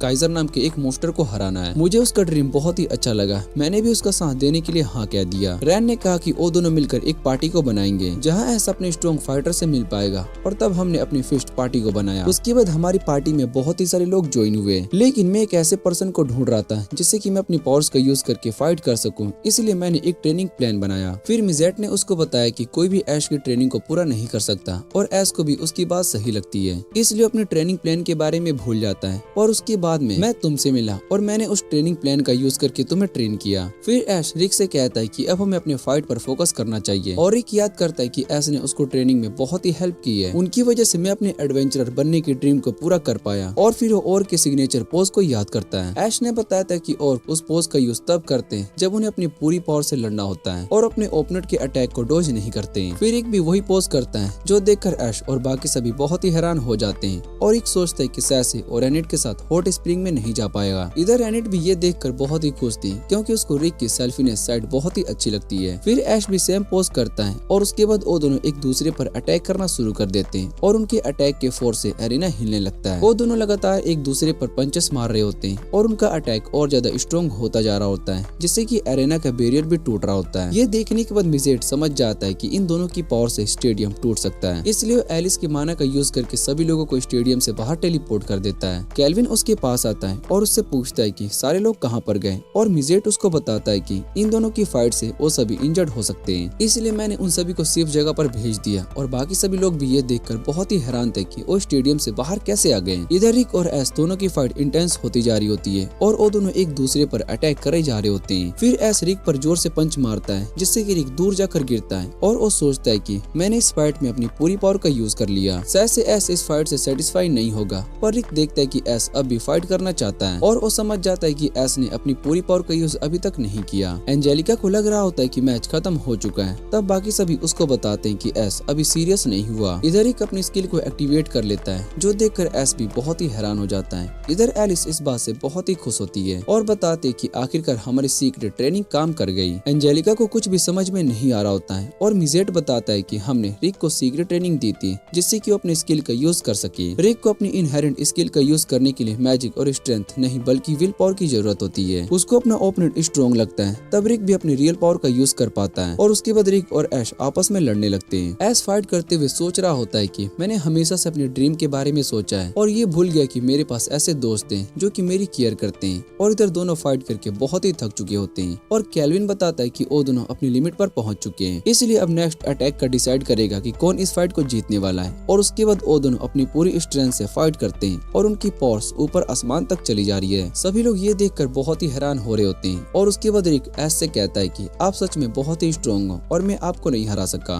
इतना कहने के बाद वो बेहोश हो जाता है और ऐश रिक से कहता है कि तुमने मेरा ड्रीम पूरा किया और इस बात से मैं बहुत ही खुश हूँ। उसके बाद ऐश भी नीचे गिर जाता है और रिक से कहता है कि इस फाइट के असली विनर तुम हो। फिर 3 दिन के बाद रिक को होश आता है और सभी लोग उसके पास आते हैं। रेनेट रिक से कहती है कि पिछली बार जब तुमने अपनी स्किल का यूज किया था तब तुम एक वीक बेहोश पड़े थे, लेकिन ट्रेनिंग के बाद तुम तुम जल्दी रिकवर हो जाते हो। फिर रिक अपने पास से उस बेल्ट को देखता है और उसको कुछ भी समझ में नहीं आ रहा होता है, जिस पर ऐश रिक से कहता है कि तुम इस फाइट के असली विनर हो। पर रिक मना कर देता है और कहता है कि मैं आपसे वो बैटल हार गया और वैसे भी आप उस स्टेट में भी खुद को हील कर पाते हो। फिर ऐश रिक से कहता है कि ऐसा नहीं है और तुम सच में बहुत ही स्ट्रॉन्ग हो। और उसके बाद ऐश सभी को थैंक यू कहता है कि तुमने मेरे ड्रीम को पूरा किया। रिक को कुछ भी समझ में नहीं आ रहा होता है और एंजेलिका उसको बताती कि मिजेट और सभी ने तुम्हें सीक्रेट ट्रेनिंग दी है जिससे कि तुम मेरे स्किल का यूज कर पाओ। ये सुनने के बाद रिक भी बहुत ही हैरान हो जाता है और उसके बाद ऐश उस बेल्ट में से उस ऑर्ब को निकाल लेता है और कहता है कि हमें सेकंड ऑर्ब मिल चुका है। फिर एनिट सेम वैसा ही एक जेम निकालती है और बताती है कि हम इसको बेल्ट में लगा देंगे और कोई भी इसको नोटिस नहीं कर पाएगा कि ये जेम फेक है। उसके बाद रिक ऐश से रैन के बारे में पूछता है कि उनकी एज कितनी होगी, क्योंकि यमाटो की कहानी तो 200 साल पुरानी है। ऐश बताता है कि उसकी एज के बारे में किसी को नहीं पता और उसकी स्किल की वजह से वो इतने टाइम तक सरवाइव कर पाया। फिर रिक कहता है कि शायद से रैन अभी किसी मिशन पर गए होंगे और ऐश उसको बताता है कि वो बस अपनी बुक की डेडलाइन को पूरा करने आया है। दूसरी तरफ स्नैप केल्विन के पास आता है और उससे कहता है कि रिक और ऐश दोनों ने चैंपियनशिप से अपना नाम हटाने को कहा है और वो इस बेल्ट को नहीं लेना चाहते हैं, इसलिए तुम इस बार के चैंपियन बन जाओगे और तुम्हें ये बेल्ट लेना होगा। पर केल्विन मना कर देता है और दूसरी तरफ ऐश गोल्ड और मिलिटिया से कहता है कि अब उसको यहाँ से जाना होगा। फिर वो दोनों रोने लगते हैं और इधर रिक और एनेट खाने का सामान कैरिज में रख रहे होते हैं। उसके बाद वो सभी टाउन से बाहर आ जाते हैं और एंजेलिका एलिस से प्रॉमिस करती है कि वो बाद में उसके साथ खेलने के लिए जरूर आएगी। वो ऐसे ट्रेनिंग भी लेना चाहती है, जो सुनने के बाद रिक बहुत ही हैरान हो जाता है और उससे कहता है कि तुम्हें ट्रेनिंग के लिए मना कर देना चाहिए, जिस पर एंजेलिका उससे कहती है कि मैं तुमसे भी ज्यादा स्ट्रॉन्ग बनूंगी और रिक उसकी बात सुनकर खुश हो जाता है। फिर एंजेलिका रिक से पूछती है कि क्या तुम वापस से भागकर अपने घर जाने वाले हो और रिक हाँ कह देता है। एंजेलिका उससे पूछती है कि तुम्हारा घर यहाँ से कितनी दूर पर है और रिक बताता है कि वो यहाँ से 2800 किलोमीटर दूर है। जो सुनने के बाद वो बहुत ही हैरान हो जाती है और कहती है कि कैरिज से भला तुम 3 दिन में कैसे जा पाओगे। और एलिस उसको बताती है कि हॉर्स को मैजिक से स्ट्रॉन्ग बना देंगे। उसके बाद मिजेट अपने मैजिक का यूज करके हॉर्स को स्ट्रॉन्ग बना देता है और फिर एनिट रिक को हॉट स्प्रिंग के बारे में पूछती है। जो सुनने के बाद एंजेलिका और रिक दोनों बहुत ही हैरान हो जाते हैं और रिक उससे कहता है कि मैं फाइट हार चुका हूँ, इसलिए मैं तुम्हें नेक्स्ट टाइम हॉट स्प्रिंग लेकर चलूंगा। मिजेट कहता है कि वो बैटल तुम दोनों के बीच में ड्रॉ थी, इसलिए हम घर तक का रेस कर सकते हैं। अगर तुम पहले पहुंच जाओगे तो तुम रेनिट के साथ हॉट स्प्रिंग जा पाओगे, पर अगर तुम इस रेस में हार जाते हो तो तुम्हारी ट्रेनिंग को 100 टाइम तक बढ़ा दिया जाएगा। जो सुनने के बाद रिक डर जाता है। उसके बाद रेस शुरू हो जाती है और सभी भागना शुरू कर देते हैं। रिक रेनिट से कहता है कि मैं तुम्हें हॉट स्प्रिंग जरूर लेकर चलूंगा और इतना कहने के बाद वो भी भागने लगता है और रिक सोचने लगता है कि मैंने अपने सपने को पूरा कर लिया, अब मैं अपने नेक्स्ट मिशन के लिए पूरी तरीके से रेडी हूँ। और वो बताता है कि ज्यादा एज में सपने देखना बुरा नहीं होता। और इसी के साथ इस एनिमे का ये सीजन यहीं पर एंड हो जाता है। अगर आपको ये वीडियो अच्छी लगे तो वीडियो को लाइक करके चैनल को सब्सक्राइब जरूर कर लेना। तो मिलते हैं इसके अगले सीजन में।